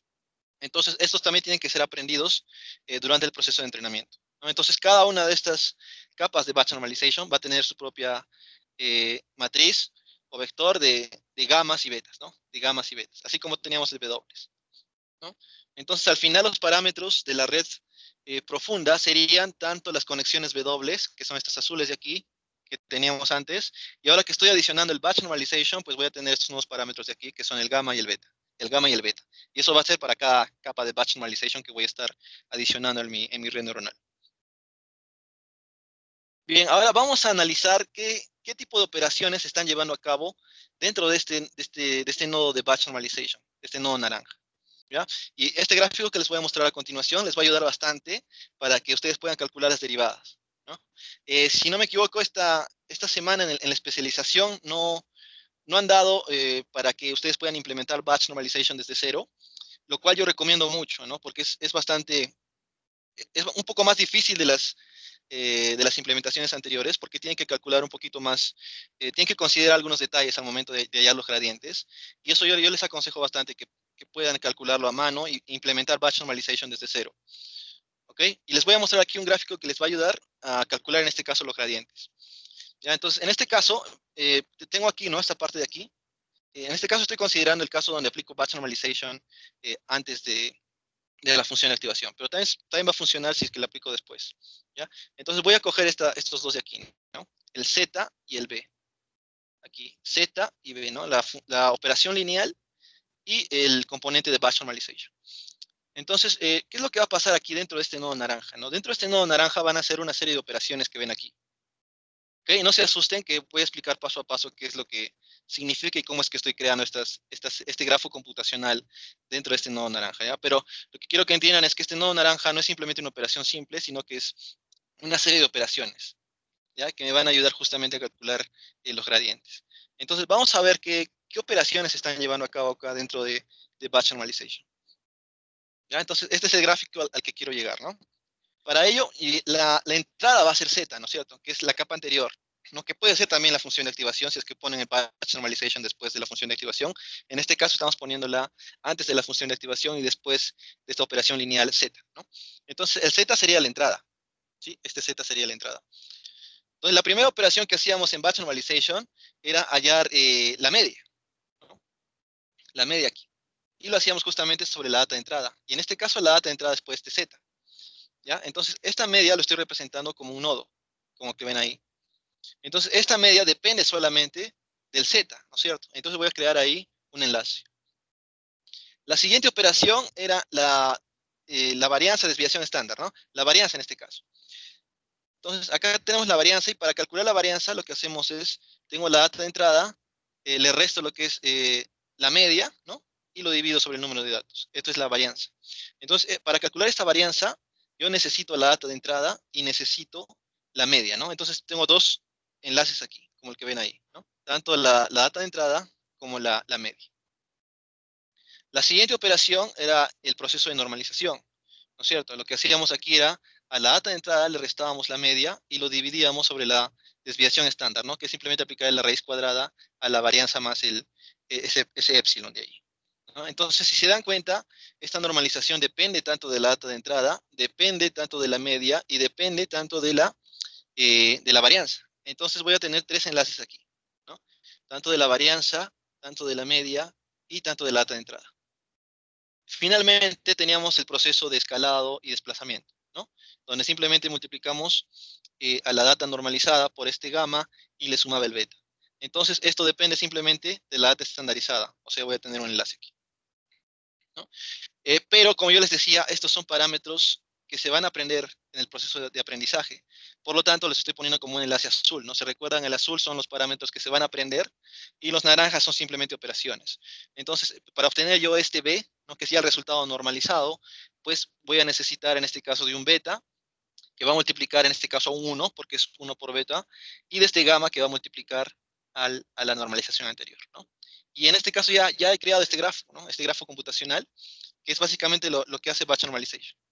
¿Okay? Entonces, todas estas operaciones están reflejadas en este grafo.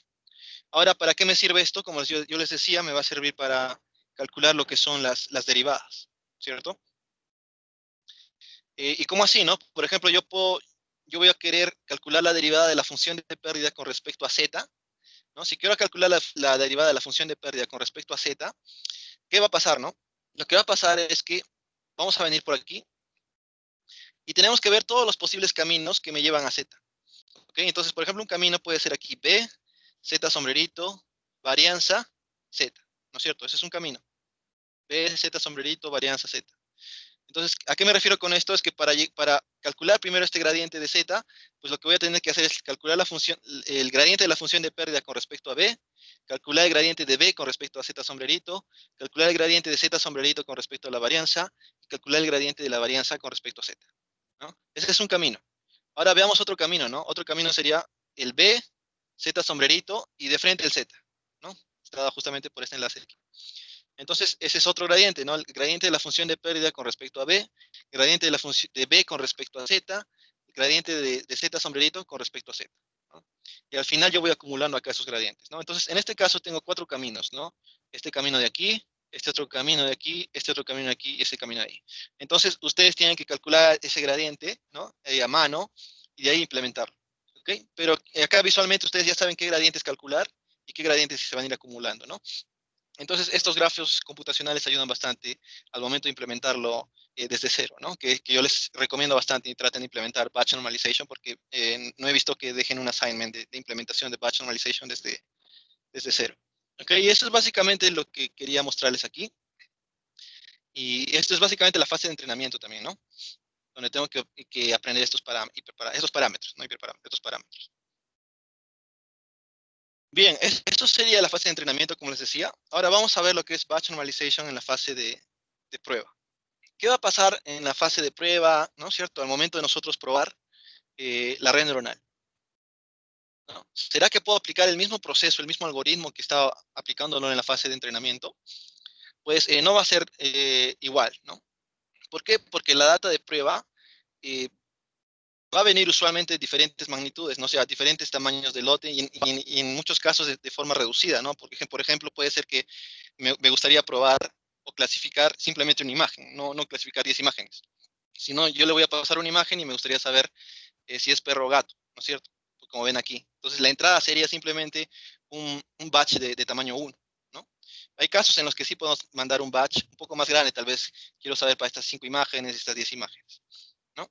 Sin embargo, es muy pequeño esa data de entrada que le estoy dando a la red al momento de hacer la prueba.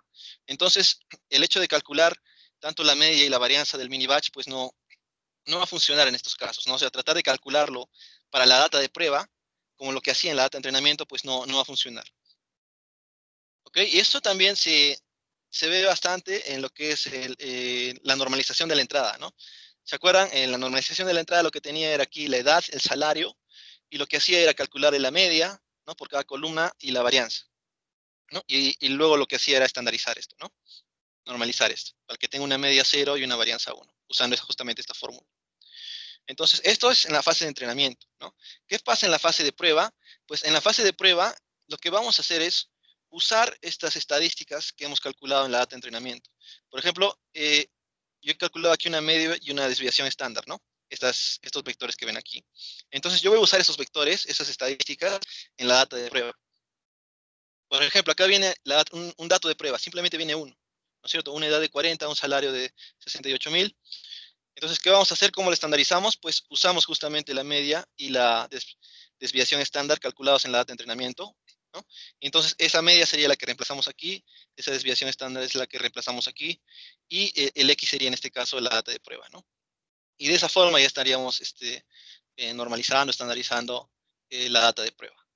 ¿Okay? Entonces, no he necesitado yo calcular la media y la varianza a partir de la data de prueba, sino reusarlo, lo que he obtenido en la data de entrenamiento. Ese mismo paso, esa misma operación vamos a hacerlo en batch normalization al momento de hacer la fase de prueba. ¿Ok? Entonces, ¿cómo hacemos esto? En batch normalization estamos entrenando diferentes lotes, ¿no? Y en la data de entrenamiento, en la fase de entrenamiento, sí calculamos todas estas operaciones, ¿no? Calculamos la media y la varianza. ¿Sí? Pero ahora tengo que usar esa media y varianza que he calculado en la data de entrenamiento, en la data de prueba, ¿no? En el ejemplo anterior, lo que hacía era calcular de todo, de toda la data, la media de la varianza y usarlo en la data de prueba, ¿no es cierto? Pero en este caso, estamos entrenando por lotes, por batches, ¿no es cierto? Entonces, cada batch va a tener su propia media, su propia varianza. ¿Sí? Entonces, si ustedes desean, pueden usar la última media y última varianza vistos del último batch, ¿no?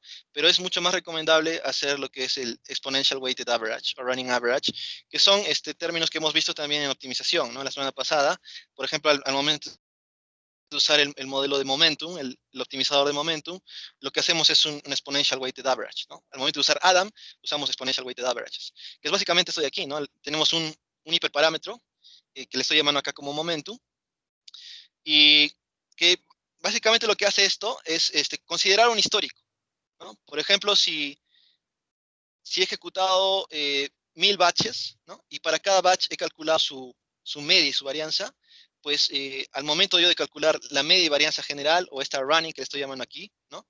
Lo que va a hacer es simplemente considerar un histórico, siendo el más reciente, o sea, por ejemplo, el último batch, la última media, la última varianza, la de mayor importancia, ¿no? Y las siguientes van a tener una menor importancia.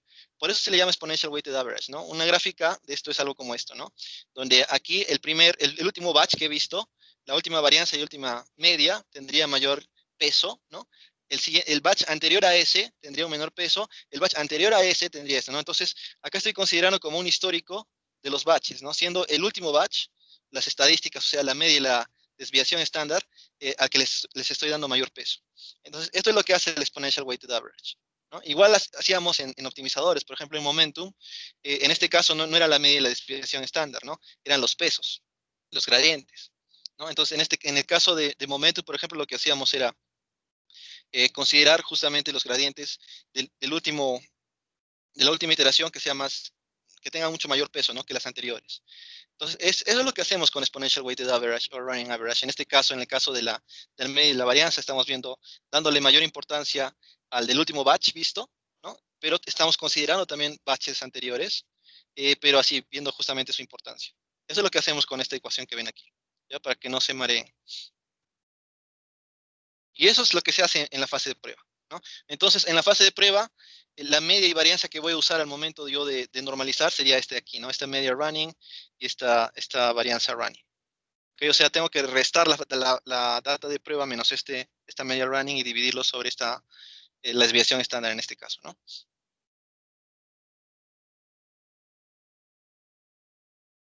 Bien, ahora veamos la importancia de batch normalization. ¿Por qué es importante usar esto? Y una de estas importancias fue dada justamente en el paper mismo, ¿no? De hecho, al momento ustedes de leer el paper, en el paper menciona algo que se conoce como internal covariate shift. Pero, ¿y qué es ese internal covariate shift, no? Me parece que Andrew lo explica bastante bien, ¿no? Entonces, acá simplemente voy a complementar lo que Andrew ha dicho en el video. ¿A qué me refiero con esto de covariate shift, no? Usualmente cuando entrenamos nuestros modelos de deep learning, puede ser que la data de entrenamiento sea de esta forma de aquí, ¿no? Por ejemplo, esta imagen de esta laptop, de este casco, de esta taza, de este teclado, ¿no? Y me gustaría clasificarlos, por ejemplo, ¿no? Entonces, en la data de prueba usualmente se usan datos que son bastante parecidos, ¿no? Tal vez. Por ejemplo, aquí una laptop también tal vez en las mismas condiciones, o tal vez un casco un poco volteadito, y así, ¿no? Un poco parecida, ¿no? La data de prueba con la data de entrenamiento. ¿Ok? Pero, ¿qué ocurre en Covariate Shift, no? En Covariate Shift lo que hacemos es lo siguiente, ¿no? Tenemos el siguiente caso. Nosotros tenemos en la data de entrenamiento también un computador en este caso, ¿no? También un casco, una taza y un teclado, pero en la data de prueba, si se dan cuenta, acá tengo también un computador, también tengo un casco, tengo una taza y tengo un teclado, pero ven que no están en las mismas condiciones, ¿no? O sea, no son bastante parecidas, o sea, no está en la misma distribución, se podría decir así, ¿no? De forma directa. Porque acá son bastante parecidas, ¿no? Por ejemplo, esta laptop está encima de una mesa, esta también, esta tacita también es bastante parecida a esta, o este teclado o este casco, ¿no? Acá son bastante diferentes, ¿no? No tiene acá un fondo, es blanco, tiene casco rosado, acá la forma de la taza es completamente diferente. Entonces, esto es algo bastante usual, ¿no? Ustedes entrenan en este tipo de distribución, pero la distribución de prueba puede ser diferente, ¿no es cierto? Pero al final debería de funcionar su modelo de deep learning, ¿no? Si yo entreno con esto, pues normal debería funcionar también con esto, ¿no? Entonces lo que ha pasado aquí es justamente un desplazamiento de la distribución, porque al final este es una laptop, ¿no? Este es un computador, al final este es un casco. Al final esta es una tasa. Entonces debe ser la misma distribución, solo que se ha desplazado. O sea, es algo como esto de aquí, ¿no? Por ejemplo, acá tengo el dominio fuente, que son estos datos, que puede ser esta distribución que ven aquí. Y sin embargo, en la data de prueba, pues puedo haber tenido estas muestras de aquí. ¿Y qué puede haber pasado? Pues que es simplemente un desplazamiento de la distribución inicial, ¿no? Es básicamente la misma, solo que en este caso se ha como que volteado, ¿no? Entonces, eso es el covariate shift. ¿Okay? Esto también se le conoce como un área de domain adaptation. ¿Okay? Entonces, si están interesados en este es un área también de investigación, se conoce como domain adaptation. Justamente en el último ECCB se dio un tutorial de esto, voy a ver si puedo compartirlo, si me dan el acceso. Y normal pueden ver esto de domain adaptation, ¿no? Que trata justamente de cómo resolver este tipo de problemas. De domain shift le llaman en ese caso, que es bastante parecido, ¿no? Bien, entonces eso es el problema de coverage shift, ¿no? Visto de otra forma, en este caso, supongamos durante el entrenamiento, ¿no? ¿Qué ocurre aquí, no? Durante el entrenamiento, nosotros asumimos que la data de entrenamiento son distribuidos de forma similar, ¿no? ¿A qué me refiero con esto? Por ejemplo, acá tengo diferentes, cada una de estas figuras representa un batch, ¿okay? De la data de entrenamiento. Entonces, lo que yo espero en la data de entrenamiento es que esos batches tengan una distribución parecida, ¿no? Porque estoy entrenando un conjunto de datos, simplemente lo estoy particionando, entonces yo espero que la distribución de cada batch sea bastante parecida, ¿no? Que tenga una distribución similar. Pero ¿cuál es la realidad? ¿No? La realidad es que eso no va a pasar, ¿no? O sea, ustedes al momento de entrenar sus modelos, al momento de particionar sus batches, no van a tener una distribución así, ¿no? Puede ser que tengan algo como esto, ¿no? Cada mini batch va a tener una diferente distribución. ¿Ok? Y eso no, acá están incluso un poco cerca, ¿no? Puede darse el caso en el que estén bastante largo, ¿no? Y esto es justamente el problema de covariate shift, ¿no? Visto de otra forma, de otra perspectiva. Acá estamos justamente teniendo ese problema de desplazamiento de la distribución de los datos, ¿ya? Bien, entonces, ¿cómo se lleva a cabo esto? Esto estamos viéndolo desde una perspectiva de la data de entrenamiento, ¿no? Por ejemplo, al inicio les he mostrado ejemplos de computadores, eso en la data de entrenamiento, ¿no?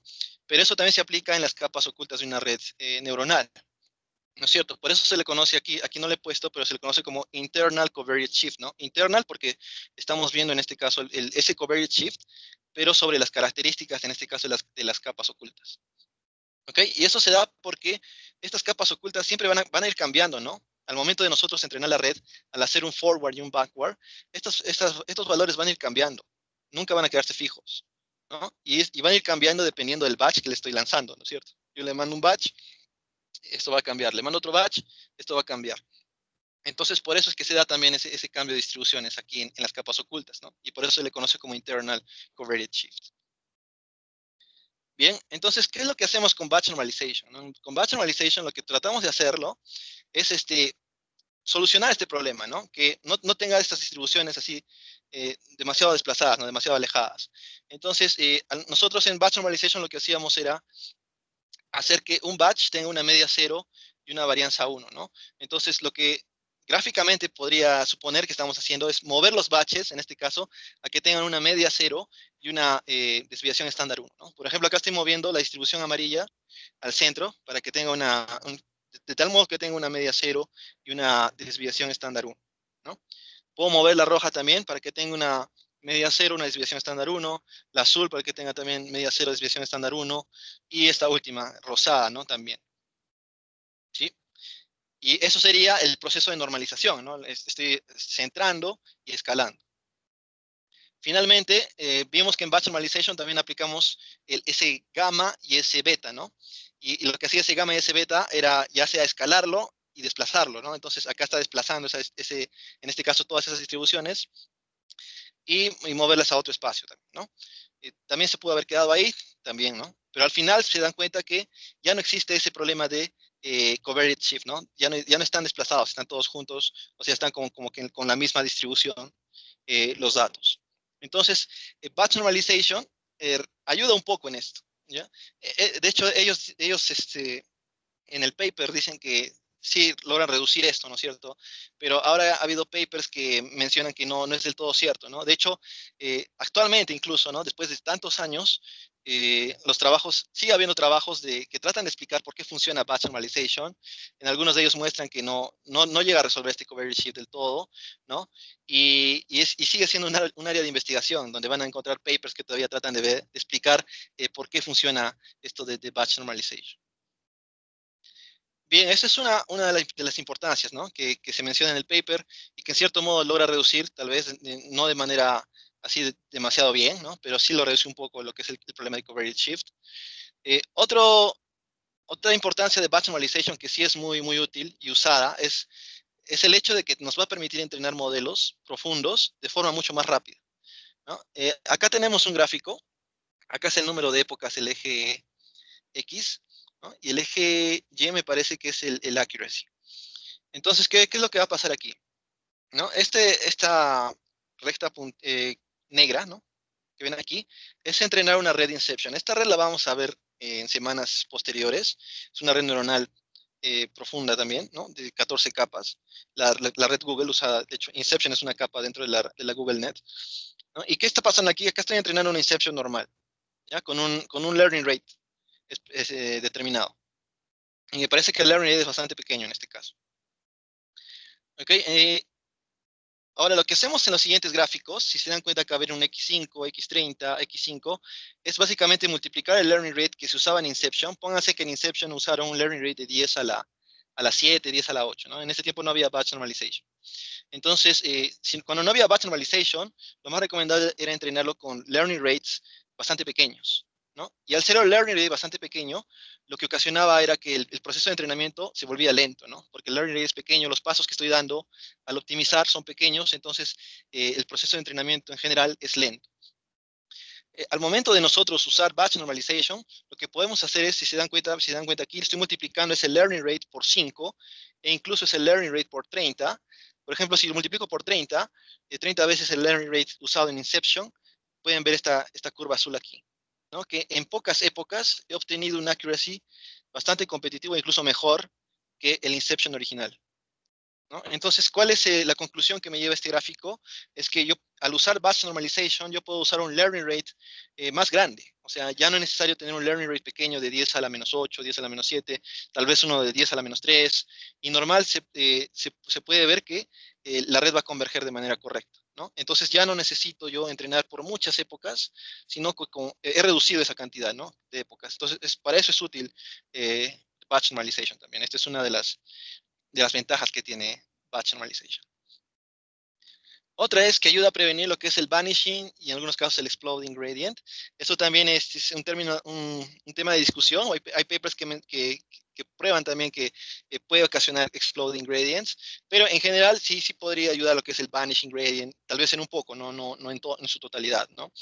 Ahora, si se recuerdan, el vanishing gradient, que era lo que pasaba, ¿no? Era cuando se desvanecía el gradiente y la red neuronal no llegaba a aprender nada, ¿no? Ese caso lo veíamos también en lo que era la inicialización de los pesos, ¿no? La iniciación de los parámetros de la red profunda, ¿no? Por ejemplo, si yo inicializo los pesos de una red profunda con valores pequeños, ¿no? Que sigan una distribución gaussiana y le ponía tal vez una capa sigmoide, por ejemplo, una capa de activación sigmoide, ¿qué ocurría? Que es en las siguientes capas, ¿no? Acá cada gráfico es correspondiente a una capa oculta de la red neuronal profunda, ¿no? Esta red sería, en este caso, de 10 capas, ¿no? Entonces, ¿qué ocurría, no? Que al momento de usar una inicialización de pesos bastante pequeña y luego usar, por ejemplo, sigmoide como función de activación, pues ocurría el problema de desvanecimiento de gradiente, ¿no? Que ya hemos visto anteriormente. Y en ese caso, ¿qué ocurre? Pues que los parámetros se vuelven todos ceros, por ejemplo, ¿no? Ese pico que ven aquí es un pico de cero. Y al ser todos los parámetros ceros, o sea, que se ha desvanecido, se ha hecho pequeño, la red ya no va a aprender nada, ¿no? Simplemente se queda ahí y no se realiza el proceso de aprendizaje. Lo que nosotros queremos es algo como lo que está en esta gráfica y lo que algunos métodos de inicialización de parámetros hacen, ¿no? Xavier, G, los que hemos visto también antes, y lo que hacen es ayudar justamente a que a partir de esa inicialización de pesos, pues no se produzca ese desvanecimiento o explosión de gradientes, ¿no? De tal forma que la distribución de pesos en cada capa oculta se mantenga así, ¿no es cierto? Entonces, una forma de prevenir ese vanishing gradient, hemos visto, era viendo diferentes métodos de inicialización, ¿no? Sin embargo, si yo uso un método de inicialización, ese método simplemente se usa para inicializar los pesos, ¿no es cierto?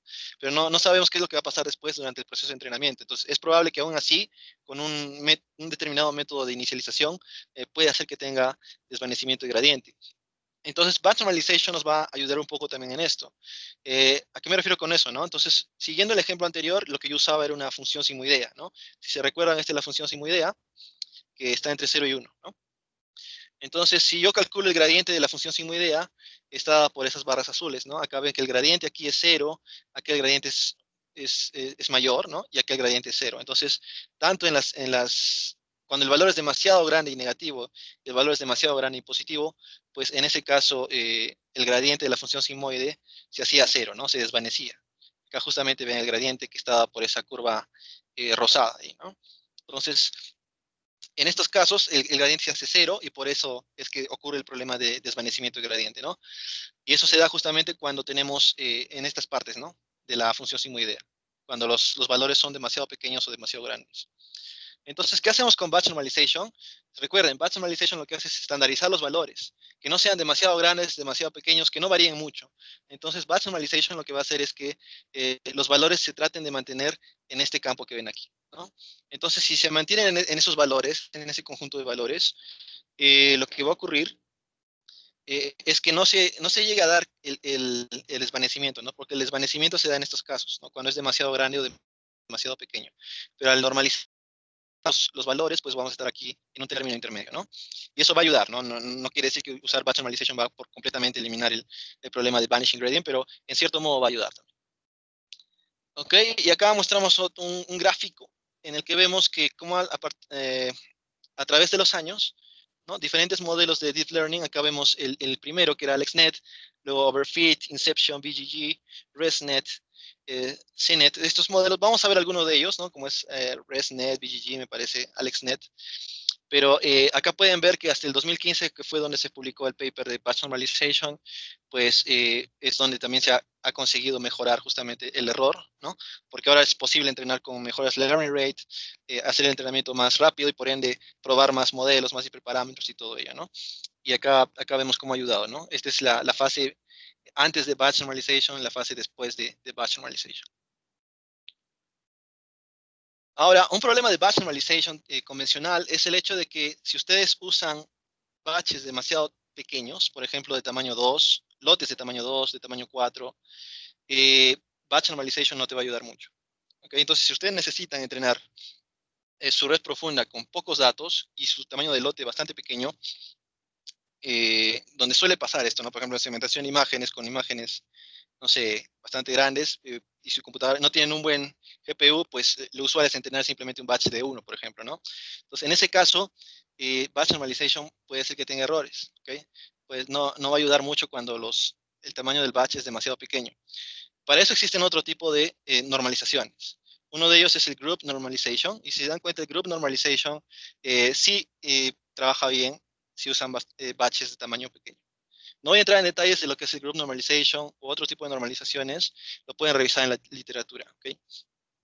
Pero básicamente, algunas de las principales, o bueno, esta gráfica la saqué del paper de Group Normalization, es que tenemos esto de aquí, ¿no? Acá está el Batch Normalization. Eh, Acá el Batch Normalization calcula la media y la desviación estándar, sacando un promedio sobre el número de datos, ¿no? N aquí es el número de datos, ¿ok? C es el número de canales. Esto está asumiendo ya una red convolucional, ¿ya? Pero un número de canales, por ejemplo, si tienen una imagen RGB, tiene 3 canales, ¿no? A eso más o menos se refiere esto. Entonces, pero nosotros al usar Batch Normalization lo que hacemos es sacar el promedio y la desviación estándar, lo sacamos justamente sobre el número de lotes, ¿no? El número de elementos que hay en el lote, sobre N.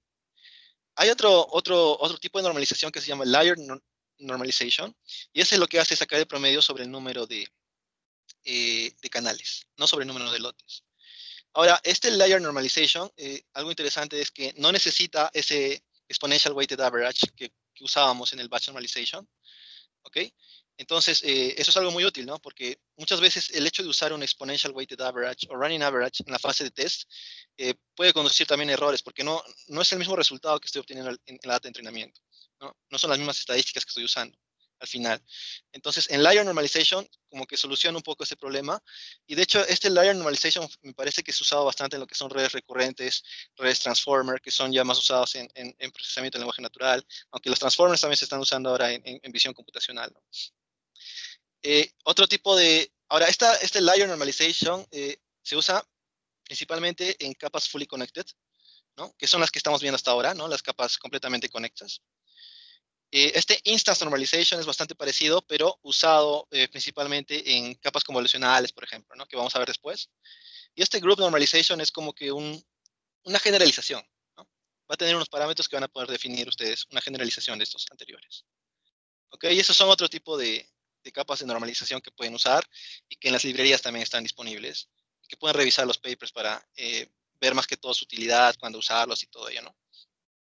Entonces ya terminando este tema de batch normalization, tenemos acá, resumiendo, ¿no? La la conveniente de batch normalization es que hace que las redes profundas se entrenen de forma más fácil, ¿no? Permite learning rates bastante altos, como hemos visto, ¿no? Lo que involucra una convergencia bastante rápida. Las redes neuronales llegan a ser más robustas a inicialización, ¿no? Porque hemos visto que, por ejemplo, en la simoidea evitaba lo que era el desvanecimiento de gradiente, ¿no? Entonces lo hace un poco más robusto, ya no es necesario tal vez eh, darle demasiado tiempo a lo que es la inicialización de parámetros. Algo que no mencioné es que como estoy normalizando por lotes, ¿no es cierto? Entonces no estoy normalizando toda la data. Si tengo 10.000 datos, no estoy aplicando batch normalization sobre los 10.000, sino estoy aplicando batch normalization sobre cada lote de 64, por ejemplo. Entonces estoy como que introduciendo un poco de ruido, ¿no? Porque estoy haciéndolo por pequeños trozos y al final sacándole el promedio para obtener de todo. Entonces, ese tipo de ruido también lo hemos visto, por ejemplo, en Dropout, ¿no? Al momento de nosotros eliminar ciertas neuronas en una capa. Entonces, es por eso que se dice que también Batch Normalization ayuda un poco en regularización. ¿Okay? Entonces, también les va a ayudar a regularizar el modelo. ¿Y qué más? Durante la fase de prueba, nosotros usamos, ¿se acuerdan? Lo que es la media y la desviación estándar calculadas a partir de la data de entrenamiento, ¿no? El running mean y el running standard deviation. Entonces, estos van a ser como constantes. Por lo tanto, al ser constantes, pues no va a ser una operación lineal que se va a usar en la capa de prueba y eso se puede fácilmente fusionar con alguna operación de convolución y otras cosas, ¿no? Ahora, los problemas de este batch normalization es que, como les decía, actualmente hay papers que siguen saliendo que tratan de explicar teóricamente por qué es que funciona, ¿no? Y, y bueno, el hecho de usar un diferente comportamiento en el entrenamiento y en la prueba, ¿no? Porque en la fase de prueba tengo que usar ese weighted average, esos running averages, y en la fase de entrenamiento no uso ese weighted average, ¿no? Simplemente calculo el promedio y la desviación estándar. Entonces, el comportamiento es diferente tanto en la fase de entrenamiento como en la fase de prueba. Por lo tanto, eso si ustedes hacen la implementación, pues es muy probable que puedan tener bugs y todo eso, ¿no? Y para eso también, para eso es que se propuso pues el layer normalization, ¿no? Que lo que hace es que todo el entrenamiento como el de test sean similares, ¿no? Bien, ya para finalizar, voy a hablarles sobre qué es clasificación multiclase. Acá son unos pocos slides, no es muy complicado entender esto.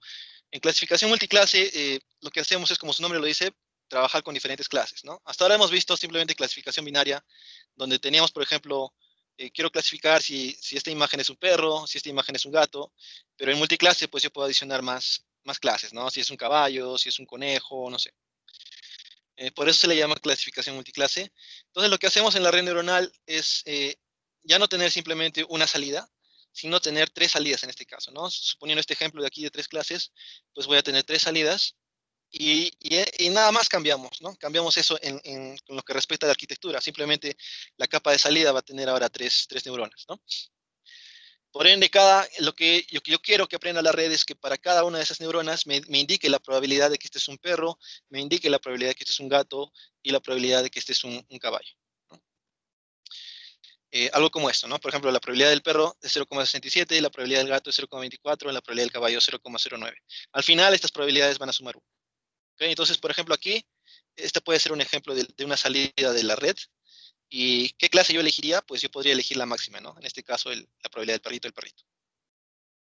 ¿Cómo tenemos eso? ¿Cómo tenemos esas probabilidades? Pues podemos usar la función softmax. Y la función softmax usa lo que es la salida de la última capa. ¿ya? La última capa, si se acuerda, cada capa está compuesta por lo que es una operación lineal y función de activación, ¿no? Entonces, aquí lo que tengo estos scores sería esa operación lineal, ¿no? Que son valores numéricos. Y lo que aplicamos como capa de activación, en este caso en la salida, es esta función softmax. ¿Ya? Esta función softmax sirve para normalizar estos valores, ¿no? ¿Qué es lo que hace? Simplemente es usar el exponencial. ¿Okay? Entonces yo uso el exponencial de 2 al cuadrado, ¿no? Y lo divido sobre el exponencial de cada uno de estos valores, ¿no? Entonces lo que estoy haciendo es simplemente normalizar para que tengan valores entre 0 y 1 y al final sumen 1, ¿no? Entonces obtendría aquí, por ejemplo, 0,67, 0,24, 0,09. Entonces eso es la función softmax.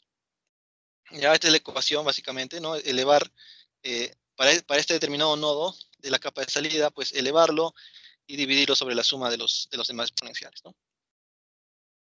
Bien, entonces gráficamente en la red neuronal tenemos acá la última capa, no la capa de salida, esta es una capa oculta anterior, pues acá tenía la operación lineal, ¿no? O sea, y a esa operación lineal le aplico el softmax, ¿no? Esa función que hemos visto anteriormente. Y de esta forma obtengo probabilidades para cada clase. Y al final, básicamente, viéndolo desde una perspectiva así más matemática, este softmax lo que estábamos haciendo es calcular una distribución categórica, ¿no? En la salida de la red neuronal, que son probabilidades para cada clase.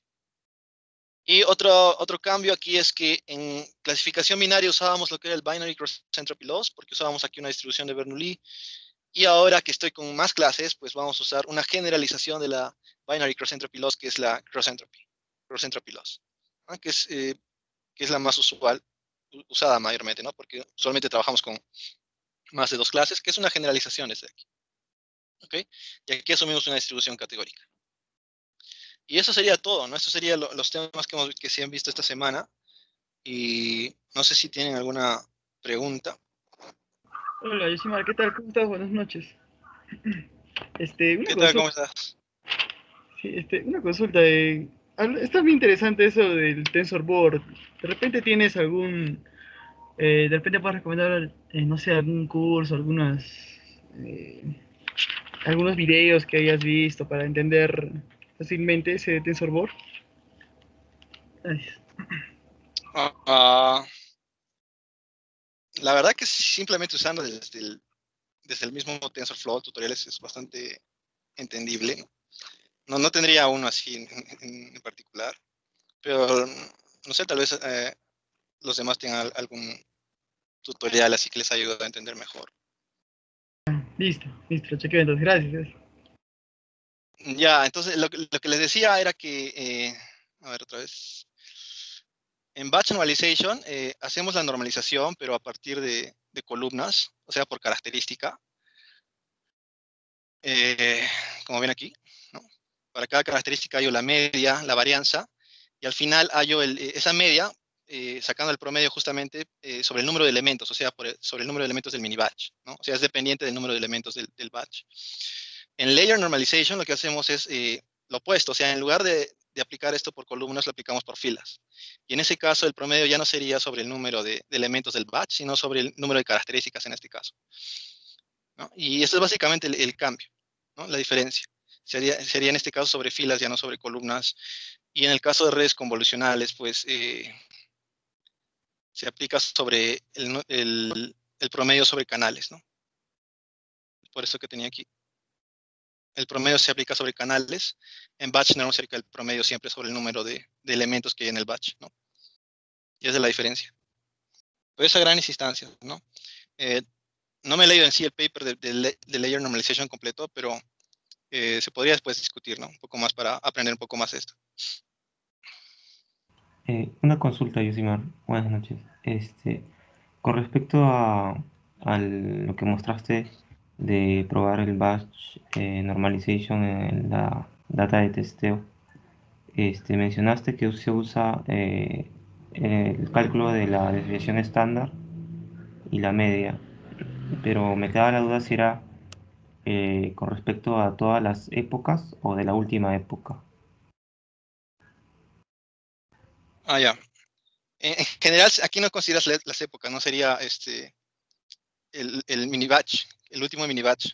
O sea, sería la iteración en este caso, no la época en sí, la última iteración. Entonces, este es el mini batch de la última iteración. la penúltima iteración, de la antepenúltima y así. Entonces lo que estoy obteniendo es como que una sumatoria de estos, pero ponderadas, ¿no? Dándole un mayor peso a la de la última iteración y un menor peso a la de la penúltima iteración y de la antepenúltima, sí. Es decir, algo de forma exponencial, ¿no? Por eso se le conoce como exponential weighted average. Sí, sería por iteración, no por época, porque al final consideramos el promedio por mini-batch, no por toda la data. Sí. Entonces, en las datas de testeo se considera el último mini batch que se ha calculado, su media y su desviación estándar. Sí, se consideraría los últimos, ¿no? Dependiendo de este parámetro momentum. Si este parámetro momentum es grande, usualmente se le pone como 0,99, 0,98, ¿no? Entonces, si es grande, va a considerar más elementos anteriores, o sea, más medias y desviaciones estándar de batches anteriores. Y si es pequeño, va a considerar pocos, ¿no? Y por eso está esta gráfica de aquí, ¿no? Se ve, ponte aquí el histórico de todos los mini batches, de los últimos, ponte 20 mini batches, y estoy considerando como que la sumatoria ponderada de esos, ¿no? Y esa cantidad de cuántos voy a considerar, ¿no? ¿Cuál es la cantidad de mini batches o de medias y desviaciones estándar de cada mini batch? Depende de este momentum, ¿no? Ese parámetro momentum. Si es grande, voy a considerar más. Si es pequeño, voy a considerar menos. Y así es como funciona esto, ¿no? También eso se aplicaba en momentum de gradient descent, ¿no? Gradient descent with momentum que vimos la semana pasada. Es lo mismo, así que la misma técnica.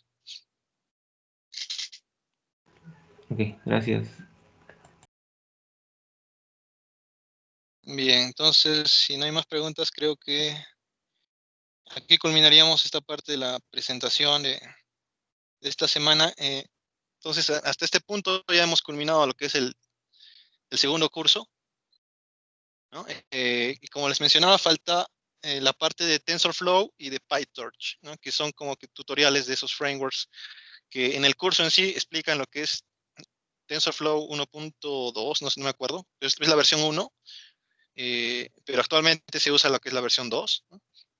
Y más bien no da indicios de PyTorch ahí en la especialización, pero aún así en la parte de research usamos bastante lo que es PyTorch, ¿no? Uh, por tanto, estamos planificando, todavía organizando, viendo quiénes puedes presentar un tutorial tanto de TensorFlow como un tutorial de PyTorch, ¿no? Para tener los dos ahí, conocimiento de ambos. Siempre es bueno tener conocimiento de ambos, porque ahí cada uno tiene sus pros y contras, ¿no? Pero eso lo vamos a ver tal vez de aquí a 2 semanas o durante la semana, dependiendo de los ponentes, si conseguimos y su disponibilidad.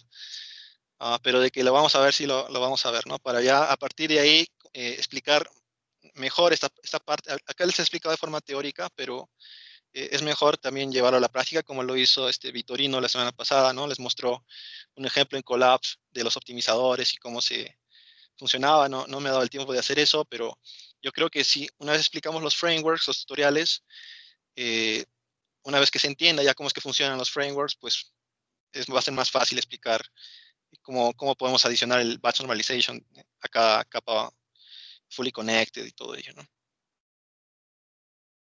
¿Alguno de ustedes está interesado en presentar? Recuerden que no tienen que presentar todo, ¿no? Acá yo he presentado todo para no atrasarnos, para no perder una semana, porque ya hemos perdido una semana la otra vez.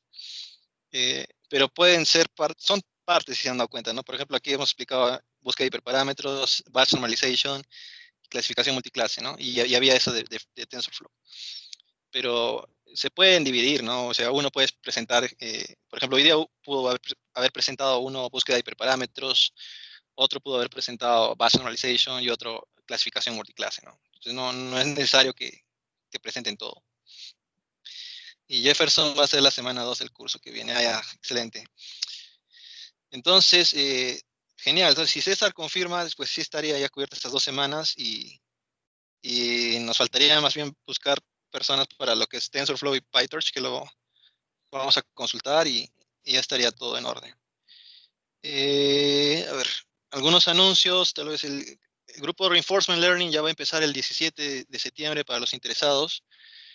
Va a ser el jueves a las 8 y estamos considerando diferentes referencias. Uno es el de Coursera. Hay una especialización de Coursera de la Universidad de Alberta que es bastante didáctico, ¿no? Las diapositivas son muy buenas, tiene bastantes gráficos para entender el Reinforcement Learning de forma visual.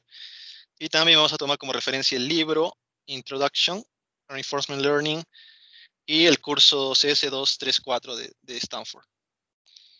Entonces, si están interesados en Reinforcement Learning, los únicos requisitos son que sepan cálculo, probabilidades, esperanza matemática, sepan programar en Python y sepan Machine Learning, ¿no? No es obligatorio que sepan Deep Learning. Para eso vamos a ver después, más adelante, ¿no? O sea, estamos empezando con Reinforcement Learning así, con temas bastante introductorios, pero más adelante vamos a llegar a lo que es Deep Reinforcement Learning, que combina ya Reinforcement Learning con Deep Learning, y en ese caso sí va a ser necesario Deep Learning, ¿no? Pero yo creo que hasta ese punto, pues vamos nosotros a avanzar bastante bien con este curso. Entonces, en ese punto donde ya toquemos Deep Reinforcement Learning, pues yo creo que sí van a poder estar también, ¿no? Y otro es el grupo de papers. También ya lo vamos a lanzar de acá, yo creo, 2 semanas o 3 semanas. Si ustedes también quieren presentar algún paper, pueden hacerlo, ¿no? Normal, con que den unas 2 semanas así de anticipación para que todos los demás puedan revisar el paper y ese día ya hacer preguntas o discutir, estaría mejor. Ok, entonces, eso sería todo, ¿no? Nos vemos el próximo domingo y revisen la semana 1 del curso 3. Igual lo vamos a compartir en Slack y en el WhatsApp, qué cosas se deben revisar. Y en el GitHub principalmente también está ahí todo el resumen, ¿no? Los slides, el video y los programming assignments. Okay. Si no hay más comentarios, gracias por participar y ya nos estamos viendo el próximo domingo.